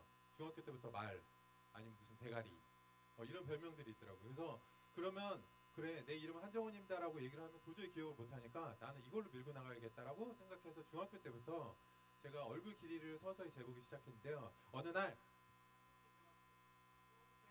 칠판에다 딱 대보니까 32cm가 나오더라고요. 제 얼굴은 그때부터 32cm 길쭉 청년이라고 이렇게 제가 스스로 저를 캐릭터하고 개성 있게 저를 표현했습니다. 그래서 저는 이런 이제 캐릭터를 만들어서 계속 작가 활동을 하고 있고요.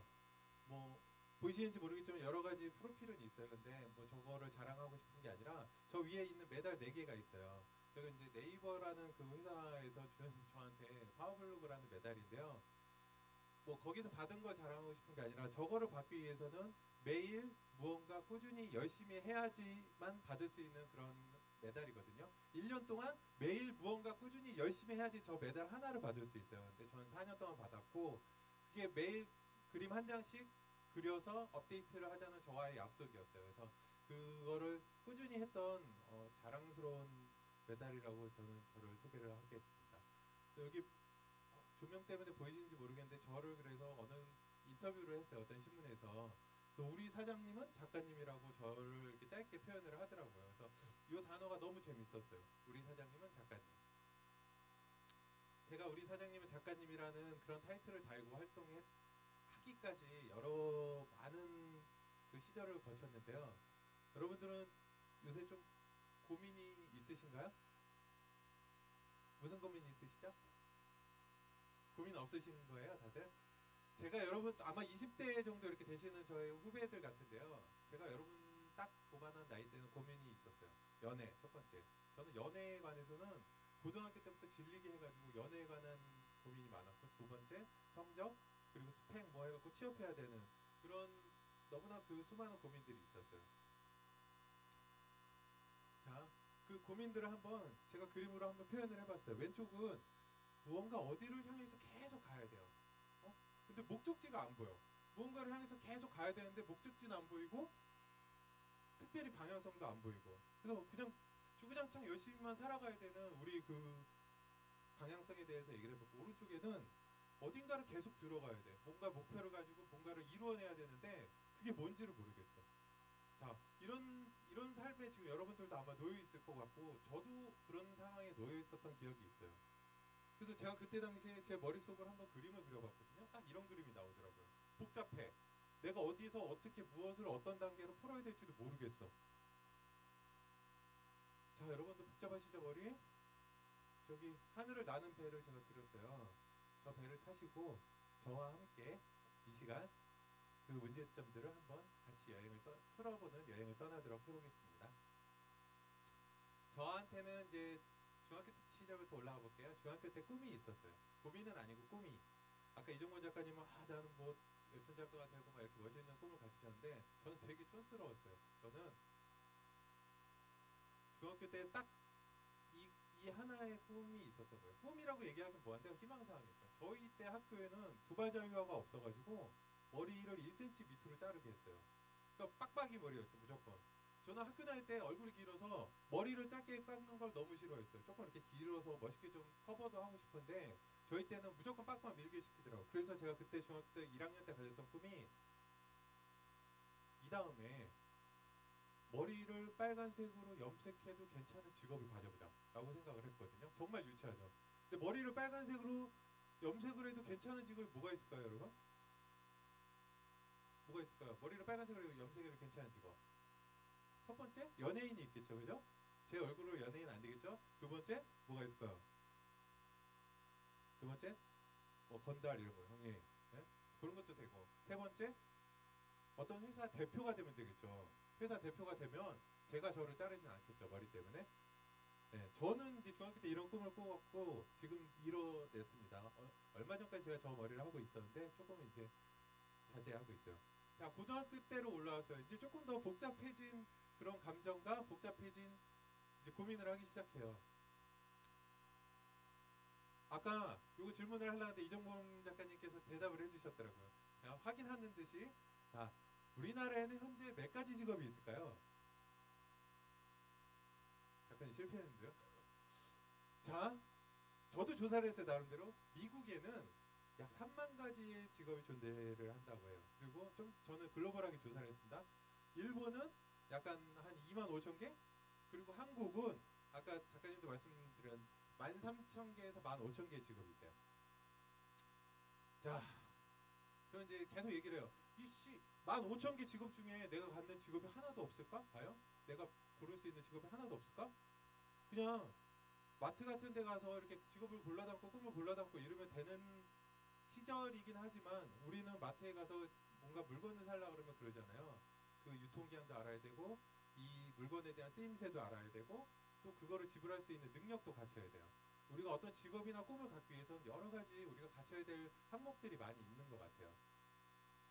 그 얘기는 곧 우리가 뭔가를 찾고 뭔가를 우리가 하고 싶은 거를 계속 이렇게 찾아서 발전시켜 나가야 되는데 주변에서 계속 얘기를 하시는 거예요. 너 뭐 될래 이 다음에? 너는 나중에 뭐 될래? 어떤 직업 할래? 계속 그런 부모님과 아까 교수님과 그런 얘기들이 저희들한테 강요를 당하고 사시는 것 같아요. 누구죠? 제 고등학교 때 친구예요. 저랑 나이가 동갑이고 학교 다닐 때는 제가 얼굴이 길어서 더 유명했는데요. 저는 이 친구를 보면서 한 가지 배웠던 게 있어요. 이 친구는 처음부터 개그맨이 되겠다라고 생각하지는 않았어요. 물론 지금은 뭔가 사고도 치고 되게 어려운 일은 있었는데 개그맨이 되고 싶다는 얘기를 한 번도 해본 적이 없고요.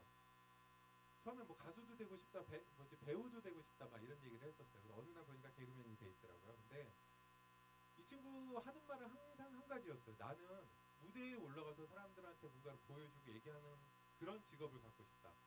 그러니까 어떤 직업적인 나는 뭐가 될 거야 라고 얘기를 하지 않고요. 자기는 무슨 행위를 하는 무슨 행동을 하는 그런 어떤 직업을 갖고 싶다라고 얘기했고 결국에는 본인의 길을 잘 찾아간 거예요. 근데 이 친구를 보면서 저도 고등학교 때 꿈은 그렇다고 하면 자기 자신이 뭔가 발명을 해내고 자기 자신한테 맞는 그런 직업을 골라야 되나 보다라고 저는 그때 느꼈고요. 대학교에 진학을 했어요. 여러분들 대학생들이신 것 같은데 되게 저는 대학생 때 고민이 되게 많았어요. 이제 열심히 공부를 했고 장학금도 받았고 했는데 4학년 되니까 이제 취업으로 들어가는 문이 너무 어려운 거예요. 생각보다 너무 어려웠어요. 그래서 저는 대학원을 또 진학을 했어요. 그래서 대학원 가서 열심히 공부까지 하고 취업으로 들어가는데 취업의 문이 또 너무 어려운 거예요. 아마 여러분들도 같이 공감을 하고 계실 거예요. 운이 좋게 저는 건축가라는 그런 직업을 갖게 됐어요. 건축가라는 직업을 갖게 된 계기가 어렸을 때부터 전 낙서를 굉장히 좋아했고 뭔가 이렇게 만드는 걸 굉장히 좋아했어요. 그 성향이 저한테 있었다는 걸 저는 발견을 했고요. 뭔가를 만들어내고 그려내고 이런 예술행위가 포함된 그런 직업이었으면 좋겠다라고 생각을 해서 제가 찾은 직업이 바로 건축가라는 직업이었습니다. 중요한 건 아니지만 제가 했던 프로젝트들 잠깐 보여드릴게요. 여러분 아까 가을동화 겨울연가 얘기 말씀 들으셨죠? 그 다음 시리즈 나온 게 여름향기라고 있어요. 손예진하고 송승헌하고 나왔던 옥탑방 그 당시 옥탑방 고양이라는 드라마 때문에 완전 망한 여름향기라는 게 있는데 그때 송승헌이 아트 디렉터이자 건축가로 이렇게 프로젝트를 진행을 했었고요. 그 실제 업무를 제가 진행을 했었어요. 거기에 나오는 카라 리조트라고 이제 우주 리조트죠 실제로 그걸 리노베이션하고 거기를 꾸며든 그 드라마 그 장소로서 꾸며내는 그런 프로젝트를 진행을 했었고요. 이렇게 연인한테 프로포즈를 할 수 있는 프로포즈 방과 프로포즈 타워 이런 것도 같이 기획을 하고 고민을 했습니다. 또 이제 지금 송도에 보시면 송도 컨벤시아라고 컨벤션 센터가 있어요. 한국의 그 지붕을 모티브로 이렇게 컨벤션 전시장을 저희가 디자인을 했고요. 지금은 이름이 가천대학교로 바뀐 경원대학교라고 있는데요.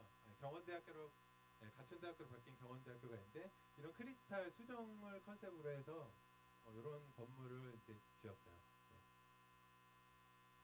그리고 부산 롯데월드 얘기인데요. 그 롯데 회장님이 한국에 100층 넘는 건물을 하나 짓고 돌아가시는 게 소원이라고 그래갖고 서울에다 짓고 싶었는데 서울에서 죽어도 공군 때문에 안 된다고 해서 부산에서 한참 짓기 시작을 하다가 밑에까지 딱 졌는데 갑자기 서울이 된다 그래갖고 지금 서울 잠실에서 짓고 있죠.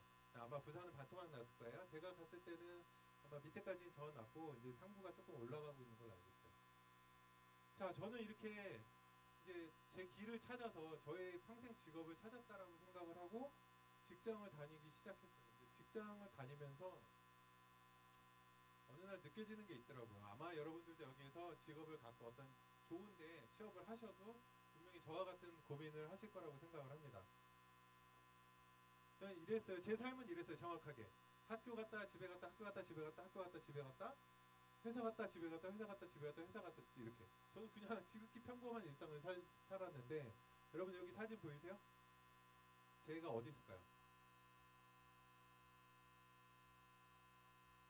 여기 보이세요? 네. 제가 여기 있고 지금 저희 와이프가 여기 있는데 저는 굉장히 빛나는 사람이 되고 싶었고 좋은 사람이 되고 싶었고 열심히 사는 사람이 되고 싶었는데요. 저렇게 수많은 사람 중에 하나의 점이더라고요. 그 어느 날 제가 책을 봤어요. 책을 보다 이 문구에 충격을 받았는데 세상에는 크게 두 가지의 사람이 있대요. 하나는 뭔가 일을 꾸미는 사람이 있고 하나는 무슨 일이 일어났는지 의아해하는 사람들이 있대요. 어떤 사람은 자기가 뭔가를 창의적으로 꾸미고 만들어내고 주체적으로 이끌어가는데 누구는 야 무슨 일이 있었어? 나한테 무슨 일이 있었어? 이런 궁금함 그리고 따라가는 저는 나름 인생을 주체적으로 산다라고 생각을 했는데 이 문구를 보고 충격을 받았어요. 그래서 고민을 했죠. 야, 과연 직장인으로서 살아가야 되냐 아니면 뭔가 창업을 하고 취업을 뭔가 뭐 내가 하고 싶은 거를 찾아서 움직여야 되냐.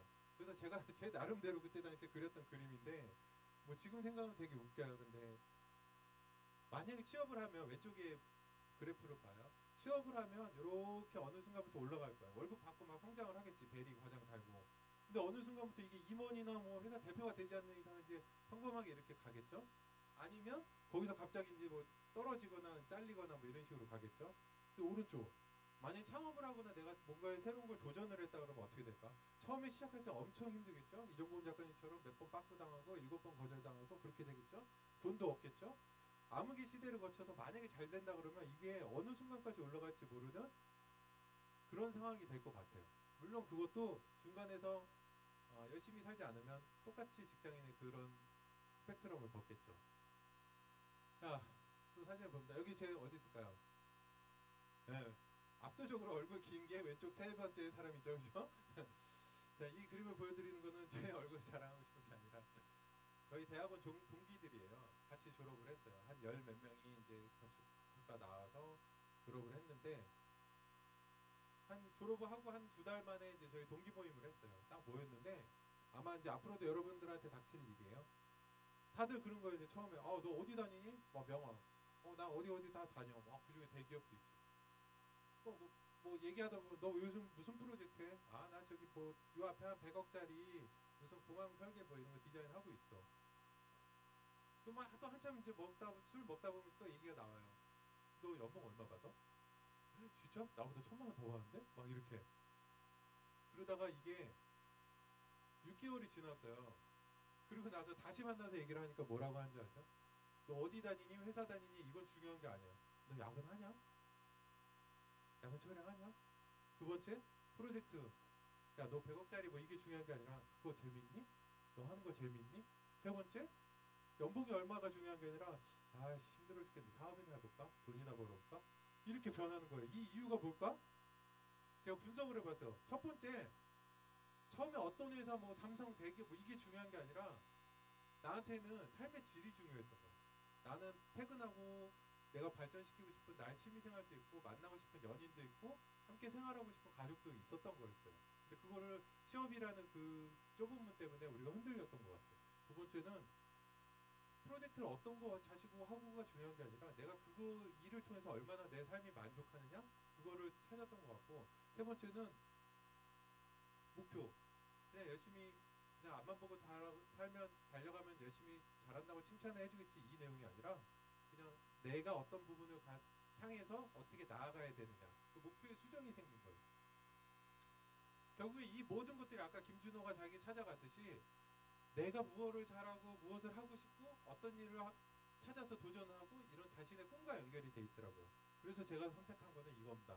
뭐 잘 다니는 기업을 멋있게 사표를 쓰고 도전하고 저는 이 얘기를 하고 싶은 게 아니라 그냥 제가 하고 싶은 게 있었어요. 저는 정말 그림을 그리고 싶었는데 건축 설계 일을 하면 그림을 많이 그릴 줄 알았어요. 근데 그냥 도면을 많이 그리더라고요. 스케치를 많이 하기도 하지만 도면을 많이 그려서 저는 한 1년 정도 저녁 시간에 남들 야근할 때 저는 카페에 가서 혼자 그림을 그렸고 결국에 너무 그림을 그리고 싶어서 이 사직서를 냈어요. 그리고 그때 제가 생각했던 게 뭐냐면 지금은 조금 바뀌었는데 자신이 정말 하고 싶은 일을 하면서 이 스스로를 상품화가 되게 한다는 것, 그게 곧 브랜드라고 생각을 했고 저는 저의 브랜드를 가져야 된다라고 생각을 했어요. 자, 어렵죠. 이제 회사를 그만뒀잖아요. 월급 통장 매번 따박따박 꽂히던 거 갑자기 0원이 됐어요. 그때 제가 생각했던 거 뭐냐면 자, 한 개의 직업 어느 정도 올라가면 이제 연봉도 올라가고 또 월급도 올라가잖아요. 한 개의 직업으로 어떤 한 회사든 한 개의 직업으로 내가 야근 철야 죽을 때까지 노력을 하는 거야. 계속 그거에 올인해갖고 한 달 동안 일해갖고 번 돈이 500만 원이라고 쳐요. 근데 그냥 50만 원을 벌기 위해서 다른 직업은 생각보다 찾기 쉬워요. 예를 들어 50만 원짜리 그림 그려줄게 하면 50만 원짜리 일이 들어오고 어디 알바도 할 수 있고 50만 원짜리 무슨 강의를 뛸 수도 있고 갑자기 이런 생각이 들어요. 그러면 50만 원짜리 직업을 한 10개를 가져볼까? 갑자기 저한테 불현듯 그런 생각이 들면서 제가 할 수 있는 그리고 도전해볼 수 있는 일이 무엇이 있을까라는 걸 다 적어봤어요. 건축가는 제가 했으니까 그리고 뭐 그래 나 어렸을 때부터 글씨 예쁘게 쓰니까 뭔가 캘리그라피도 한번 해볼까? 그리고 어렸을 때부터 낙서하는 거 좋아하고 그림 그리는 거 좋아했으니까 일러스트 해볼까? 제 나름대로 제가 할 수 있는 그런 직업군에 대해서 막 써봤거든요. 왼쪽 아래 보면 CF 모델 이렇게 써있잖아요. 네. 실제로 나파필이라는 브랜드의 CF 모델도 했었어요. 믿기지 않으시겠지만. 네. 그래서 저는 자 이제 열 몇 가지 직업을 제가 하고 싶은 것들을 선정을 해놓고 저를 팔아야 돼요. 저를 소개를 해야 되고. 근데 아무것도 없었어요. 그 어떤 한 회사의 과장이라는 타이틀밖에 없더라고요. 그래서 빨리 저를 브랜딩을 하고 마케팅을 해야겠다 라고 생각해서 고민을 했던 게 어린 시절부터 대가리라고 불리고 말이라고 불리고 뭐 긴 얼굴이라고 불렀던 저희 캐릭터와 저희 그 개성을 캐릭터화해서 저를 의인화해야겠다라는 생각으로 기축청년이라는 작가명을 달았는데 이거를 알리는 방법을 모르겠어요. 제가 네이버에 무슨 시스템을 분석한 것도 아니고 어떤 마케팅 기법을 제가 배운 게 아니었거든요. 일단 저를 알려야 되는데 알릴 수 있는 채널이 없는 거예요. 그래서 제가 이제 도전을 한 게 사람 하나를 띄우는 건 그래 어려울 수도 있었는데 개를 한번 알려보면 개도 유명해지면 사람 하나 알리는 거 어렵지 않겠나? 라는 생각을 가지고 제가 그 주변에 보니까 강남역에 보면 저렇게 개 한 마리가 있어요. 이 웃긴 게 개는 색깔로 구별을 못 하는데 신호등에 가면은 멈춰서 있어요. 빨간불에. 녹색이 되면은 건너요 길을. 제가 여러 번 그걸 목격을 했거든요. 그러니까 사람들 눈치껏 이렇게 움직이는 것 같아요. 그리고 매번 똑같은 시간에 그 장소를 돌아다니면서 자기가 터줏대감처럼 강남역을 돌아다니는 이 강아지가 있어요. 어느 날 이 친구에 대한 스토리텔링을 해봐야겠다. 이 친구에 대한 이야기를 해봐야겠다라고 해서 제가 이제 이 친구에 대한 그림도 그리고 출근하는 길에 진돌님께서 지나가시면 영상도 찍어서 올려보기도 하고 이 진돌이에 대한 스토리를 제가 만들어놨고요. 처음과 다르게 이제 이 친구가 갑자기 유명해진 거예요. 강남역 진돌이라고 치면 그 사진도 나오고 영상도 나오고 그러다 보니까 이제 여기 목에 목줄 돼 있는 거 보이시죠? 네, 주인이 이제 잊어버리면 안 되겠다 막 내다 키운 강아지를 이제 목줄을 해갖고 이름표까지 붙여놨더라고요. 심지어 얼마 전에 SBS에서 텔레비전까지 다큐멘터리에 출연을 했어요. 자, 이제 걔도 알렸겠다. 저도 한배 알리는 건 뭐가 어렵겠냐 해서 제가 노력을 했던 건 뭐였냐면 성실성이었어요. 꾸준히 열심히 내가 할 수 있는 거를 주구장창 한번 그려보자. 나서 저는 일러스트레이터라는 작업을 한번 직업을 또 갖게 됐고요. 이렇게 도전하게 될 수 있었던 가장 큰 원동력이 제가 어렸을 때부터 낙서를 하는 걸 굉장히 좋아했거든요. 누구랑 통화할 때도 그냥 옆에서 이렇게 적었고요. 뭐 학교 강의 시간에도 낙서를 이렇게 했어요. 바둑판 같은 것도 그려놓고 정신병자 같았죠. 계속 뭔가 손에서 펜을 놓지 않다 보니까 그림 그리는 거 굉장히 자신감이 생겼어요. 저 어렸을 때부터 유치원 보내준다고 하시는 저희 어머님의 말을 거절하고 미술학원 보내달라 그랬거든요. 여행을 다니면서 그림을 그리기 시작했어요. 이건 이제 서울을 그린 건데 서울시청에 이제 크게 해갖고 거기 딱 걸리기로 약속이 돼 있었는데 시장님이 바뀌었어요. 네. 오세훈 시장님에서 갑자기 박원순 시장님으로 바뀌시면서 갑자기 그 얘기가 없어졌어요. 네. 그래서 안타깝지만 프랑스에 가서도 이런 그림을 그렸었고 제가 상상하는 이런 상상의 그림도 그렸었고요. 어떤 종교 시설이나 이런 걸 또 그림도 그렸었고 이런 한국의 전통 사찰이나 이런 것도 선으로 표현하면 멋있겠다라고 생각해서 그림을 그리고 있어요. 미래의 도시에 대한 상상도 그리고 있고요. 우리나라 전통 가옥에 대한 것도 멋있게 표현을 하려고 노력을 하고 있습니다. 자, 이렇게 이제 2D로 제가 그림을 그리고 자꾸 저를 알리고 하다 보니까 돈이 많이 벌리더라고요. 다른 사람은 모르겠는데 저는 저의 그림값 그리고 몸값을 스스로 올려야 된다라고 생각을 했어요. 그래서 헐값으로 일하지 않고 재능 기부로 가급적 거절을 했어요. 그래서 저는 그림을 그릴 때마다 한 장 그릴 때마다 몇백에서 몇천만 원 이런 식의 돈이 들어오다 보니까 제가 그 다음으로 도전을 해야겠다라고 생각한 게 뭐였냐면 이 그림이 살아 움직이면 어떨까 이런 생각을 해봤습니다. 그냥 멈춰져 있는 그림이 아니라 이 그림이 살아 움직이고 생명력이 있으면 어떨까. 그래서 이제 영상하는 사람들이랑 콜라보레이션을 하기 시작했고요. 제가 이렇게 전시회를 하면 그 움직이는 그 그림이 미디어 아트가 돼갖고 영상으로 좀 보여줬으면 좋겠다라고 저는 생각을 했어요. 한번 제가 그린 거 한번 보시겠나요? 플레이 좀 해주실 수 있을까요?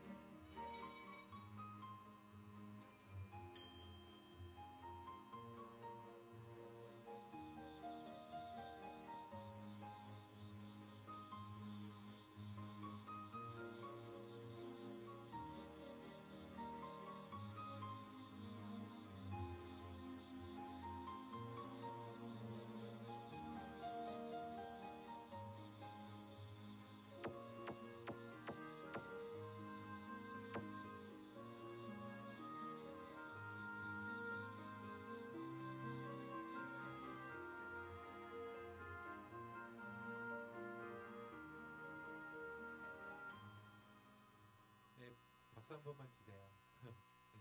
저는 그냥 멈춰져 있는 그림이 아니라 이 그림에 스토리가 있고 뭔가 좀 움직여서 생명력이 있는 그림이 됐으면 좋겠다라고 생각을 해서 이런 작업을 했고요. 이런 기업에서 많이 칭찬을 해주셨습니다. 자, 그림도 그리고 제가 이렇게 여러 가지 그 원동력을 얻어야 되는 저의 삶의 패턴이 있더라고요. 그게 곧 여행에서 얻어지는 것들이 있더라고요. 그래서 저는 여행을 떠나고 여행에 관한 이야기들을 적기 시작을 했는데요. 남들이 똑같이 다니는 그런 여행이 아니었어요. 제가 저의 시각으로만 볼 수 있는 그런 여행법을 찾자, 그런 스토리를 찾자라고 생각한 게 건축하는 사람들은 보통 이런 식으로 넓은 공간을 표현을 해요. 사진에 이어붙이게 하는 거는 흔한데 이런 식으로 좀 넓은 공간을 표현을 하는 방법이나 아니면 어떤 특정 컨셉을 잡아요. 이번 여행은 파란색만 찾아서 떠나는 여행을 해보자. 파란색 바다, 파란색 간판, 뭐 파란색 우체통, 뭐 이런 것들.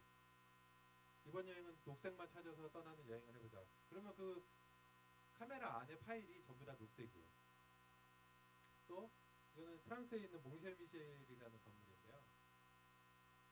자, 그 건물을 표현을 하는 거예요. 건축가처럼 러프하게 이렇게 빠른 시간에 러프한 스케치로도 표현을 해보고, 또 여백의 비를 담은 부끄럽지만 동양화가의 시선으로도 표현을 해보고, 또 이런 일러스트레이터의 그 디테일함과 세밀함을 뭐 이런 것들로도 여행을 표현을 해봐. 이런 다양한 표현 방식을 저는 좀 공부를 했고요. 네, 그렇게 표현을 하고 있습니다. 자, 이제 개인적으로 제가 이렇게 작가 활동을 하고 뭔가 이렇게 활동을 하다 보니까 주변에서 이런 활동이나 이런 것들을 좀 사회랑 좀 나누는 건 어떻겠냐라고 저한테 요청을 하시더라고요. 천안함 사건 아시죠? 천안함 사건이 터졌을 때 저한테 부산함이란 배에서 요청이 왔었어요. 이렇게 출장 강의를 해달라고 해서 아우 왜 소녀시대 같은 애들 부르지, 군대인데. 그러니까 이미 소녀시대는 많이 왔다 갔다 그러더라고요. 자, 그래서 저는 이렇게 출장을 전시를 했는데, 저 여기 앉아있는 거 보이시죠? 군인 아저씨들한테 둘러싸여서 제가 사인해야 하는데 전 정말 무서웠어요. 이 뒤에 사진에 잘리지만 180명 정도가 줄을 서서 이게 위에서 시킨 건지 모르겠는데 저한테 사인을 받겠다고 줄을 서 있는데, 아무튼 저한테는 이런 군대에서의 저의 이야기를 들려주고 도전하는 그 도전 정신이 굉장히 또 군대 안에서도 좋다고 이렇게 표현을 해주셨고요. 근데 제가 그림 그리는 사람이잖아요. 이걸 어떻게 하면 표현을 할 수 있을까? 어떤 행사가 일어나고 경기가 일어날 때 그 앞에 가서 이렇게 예쁜 아이들의 얼굴에다가 이렇게 그림을 그려주는 봉사도 했었어요. 이 사진 보니까 생각나는데, 여기 아버지와 딸이거든요. 근데 옆에가 남자친구예요. 아버지 표정이 안 좋으시잖아요, 그죠? 자기가 딸이 가자 그래갖고 왔는데 남친구가 있었던 거예요. 근데 저 아버지 얼굴은 제가 그렸는데 아버님 뭐 그려드릴까요? 하니까 그냥 3개 거 이래갖고 3개 긋고 이제 끝났습니다. 이렇게 서울시에서 중요한 행사하면 가서 얼굴에다 예쁘게도 그려줬고요. 시골에 가면 노후화된 그런 건물들이 있어요. 그런 건물에다 벽화를 그리기 시작했고, 저한테 또 다른 직업이 생기기 시작을 했어요. 이런 사무실에 이런 벽화를 그리고 그 공간이 그냥 뭐 딱딱한 공간이 아니라 새로운 공간이 될 수 있게끔 표현을 해드렸고요. 카페에 가면은 만약 이 그림이 없다라고 생각해보세요. 그냥 시멘트 벽이잖아요. 되게 심심했을 텐데 또 다른 세상을 표현할 수 있는, 느낄 수 있는 그런 그림도 그려봤고, 요거는 왼쪽에 계단이거든요. 1층부터 7층까지 업무 특성상 계속 계단으로 걸어 내려 가야 하는 경우가 있는데, 그 벽면을 지루하지 않게 또 다른 계단을 그려서 이게 굉장히 좀 1층부터 7층까지 오르내리시는 분들한테는 되게 재미난 공간이 될 수 있게끔 표현을 해봤습니다. 또 다른 카페인데요. 카페가 이게 벽이 그냥 하얀색 그냥 페인트만 칠해놨었는데 저렇게 창문 너머로 또 다른 세상을 볼 수 있는 그런 상상을 할 수 있는 그림도 그렸고요. 이것도 마찬가지고요. 네, 이런 프레임을 건너서 다른 세계를 상상할 수 있는 2차원에서 3차원을 생각할 수 있는 그런 작품들을 그렸습니다. 이거는 남이섬에 가면 호텔이 있어요.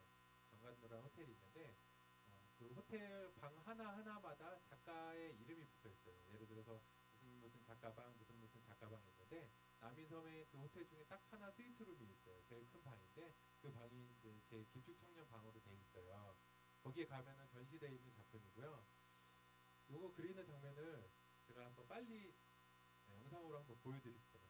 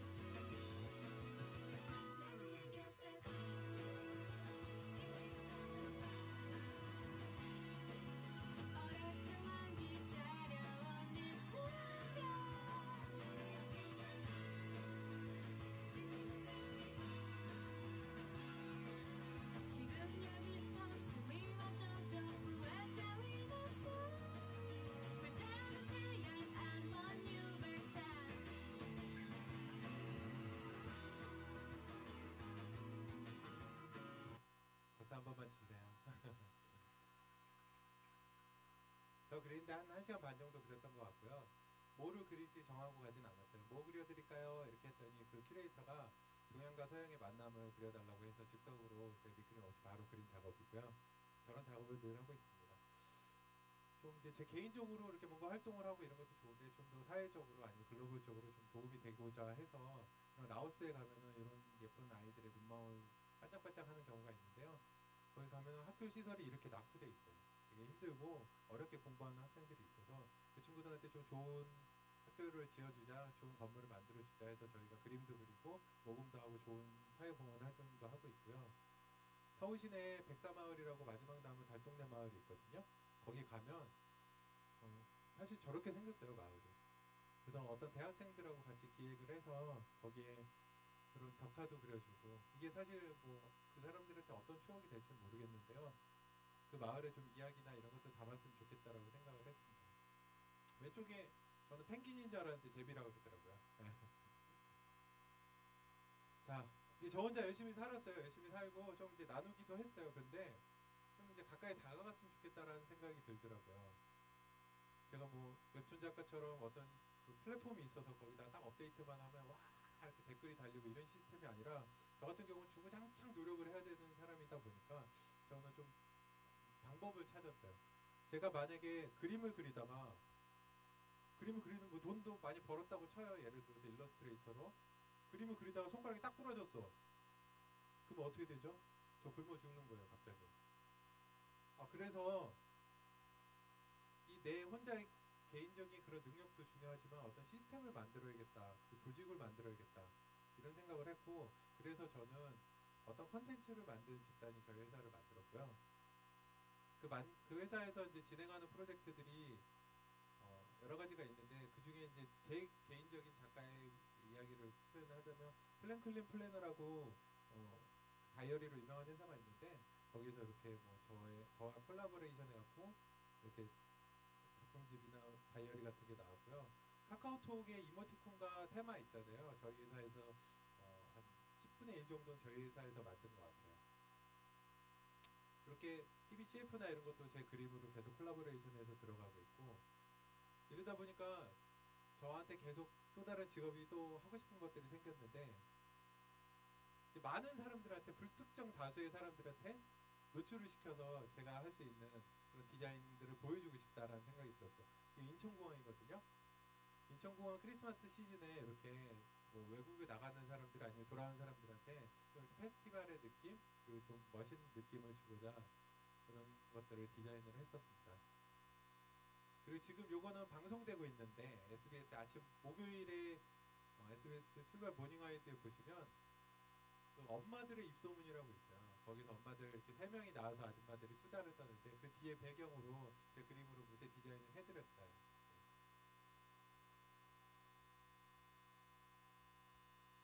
자, 지금까지 열심히 살았어요. 제가 개인적으로도 열심히 살고 했는데 어느 순간 나이를 먹고 후배님들이 많이 늘어나다 보니까 제가 생각한 게 뭐였냐면 이제 혼자 잘 먹고 잘 사는 거, 혼자 잘 나가는 게 문제가 아니라 좀 도움을 줄 수 있었으면 좋겠다라고 생각을 했어요.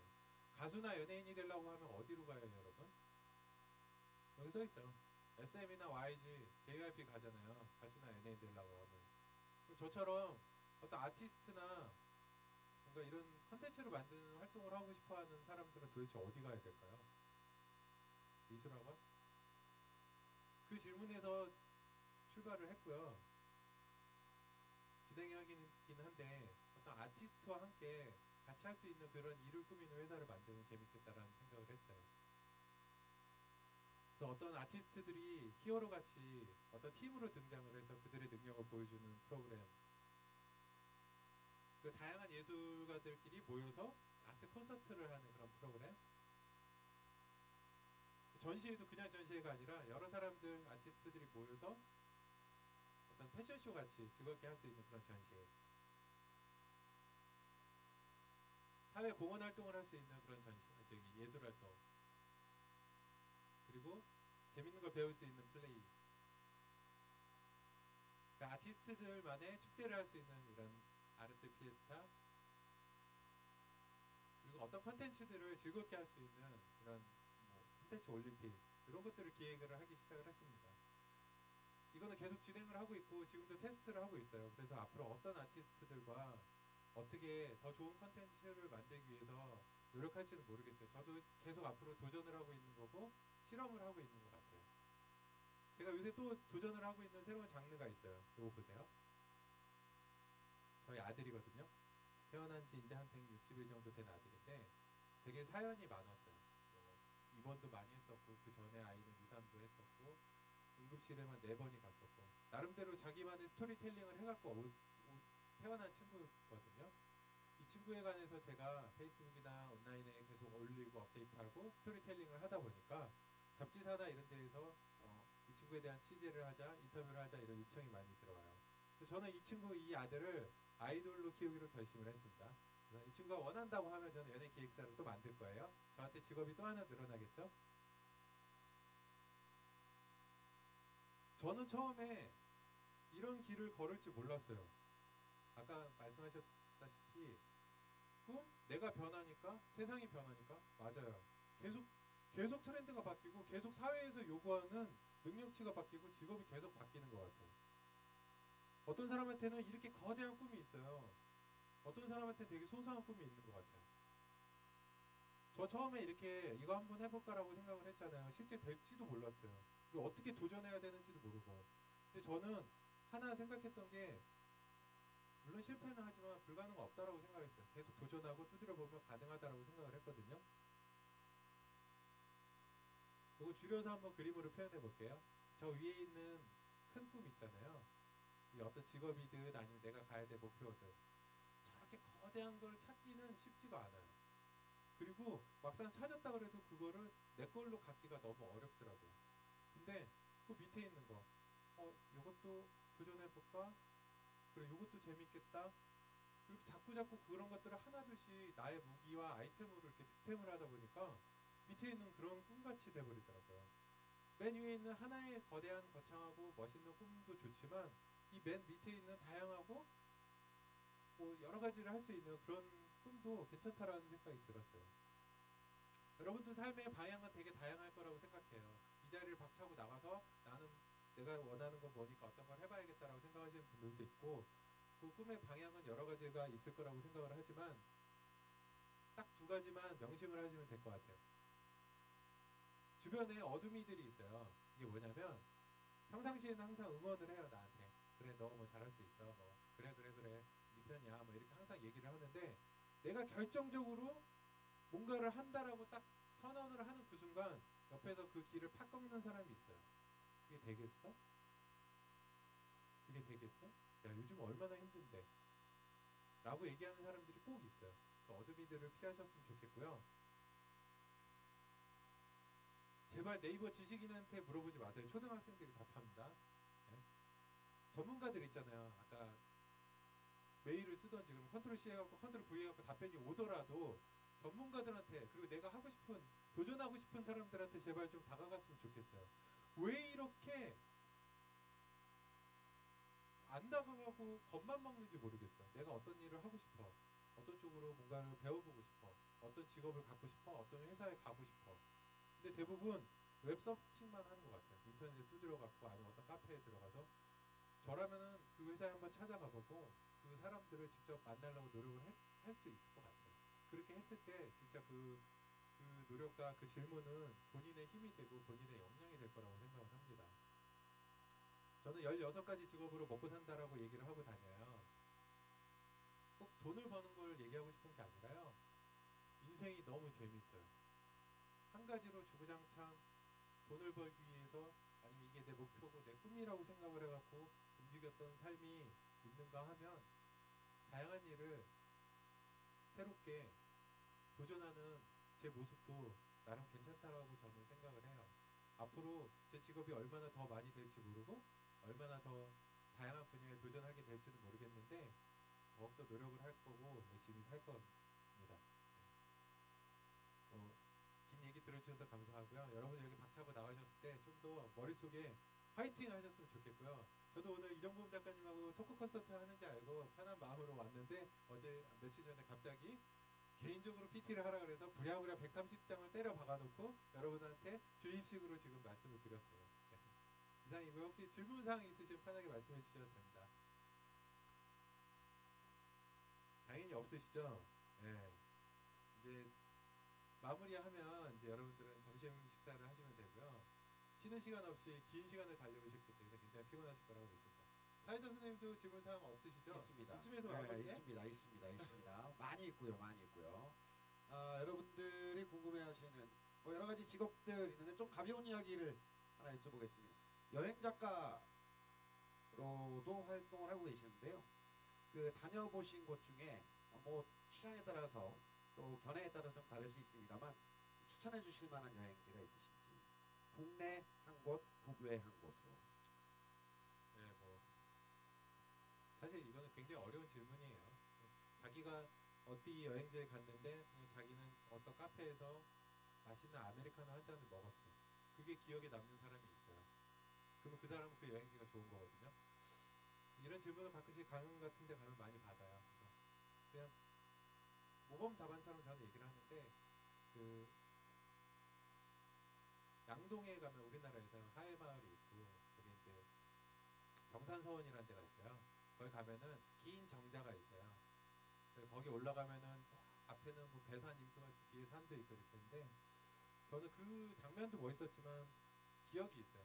제가 서울에서 거길 보기 위해서 부랴부랴 달려갔는데 6시가 딱 넘은 거예요. 그래서 관리인이 못 들어가십니다 딱 이러는 거예요. 그래서 선생님 저는 이걸 보기 위해서 서울에서 몇 시간을 달려갖고 왔습니다. 그랬더니 안 된대요. 한 번만 올라가서 보고 사진 한 장만 찍게끔 해주세요라고 얘기를 했더니 그럼 올라가서 시조를 읊으래요 저거랑. 그래서 무슨 시조인지 모르겠고 하여튼 올라와서 만대루에 올라보니 뭐가 떠오르는구나 뭐 이런 식으로 횡설수설을 했던 것 같아요. 그 기억이 저한테 너무 남고 그 해가 어둑어둑 져가는 그 장면이 저한테 너무 남아서 그 경산서원이라는 곳이 약간 우리나라에서 기억에 남고 외국은 뭐 다양하게 다니다 보면 많이 기억에 남을 거예요. 근데 저는 프랑스의 옹플레르라는 지방에 그 어촌 마을이 있어요. 굉장히 아기자기해요. 가면은 마을 구석구석 하나하나가 다 그냥 예술이고 그냥 유럽에 가서 여러분 그냥 쓰레기통을 찍어도 화보 사진이 되잖아요. 네. 저는 그래서 그 지역이 좀 생각이 나긴 합니다. 많이 다녀보세요. 네, 저는 많이 다녔습니다. 좋으시겠습니다. 축하드립니다. 농담이고요. 혹시 질문 있으세요? 개인적인 질문도 괜찮고요. 네, 오늘은 다들 많이 아시는 분들이 오셔서 네, 질문이 특별히 없으신 것 같습니다. 자, 그러면 이제 마무리를 해도 될 것 같은데요. 오늘 여러분들과 함께했던 기업가 정신 톡쇼 콘텐츠 신한류의 바람이 분다라는 이름으로요. 두 분의 작가님과 대표님, 두 분 다 작가님이라고 해도 될 것 같아요. 공교롭게도 두 분 다 그림을 소재로 해서 지금까지 열정을 바치셨고 그 열정으로 꽃을 피운 사례라고 보겠습니다. 이 꽃이 더욱더 멋지고 큰 열매가 될 수 있기를 바라면서 다시 한번 큰 박수 보내주시면 감사하겠습니다. 고맙습니다. 자, 여러분들과 함께했던 시간은 여기까지고요. 이제 오후 세션들도 많이 있습니다. 3층 대금홀에서 세계 속의 한국 기업가 정신 현주소와 향후 과제 그리고 글로벌 기업가 정신의 날 쇼퍼런스가 진행이 되고요. 그리고 이 인사이트 기업가 정신 교육자 역량 강화 워크샵 그리고 Get in the Ring이라는 국제 창업 경진대회 한국 예선이 또 펼쳐질 예정이고요. 스타트업 페스타 한국 기업가 네트워크도 오늘 오후에 이루어질 계획입니다. 귀한 시간 함께 해주셔서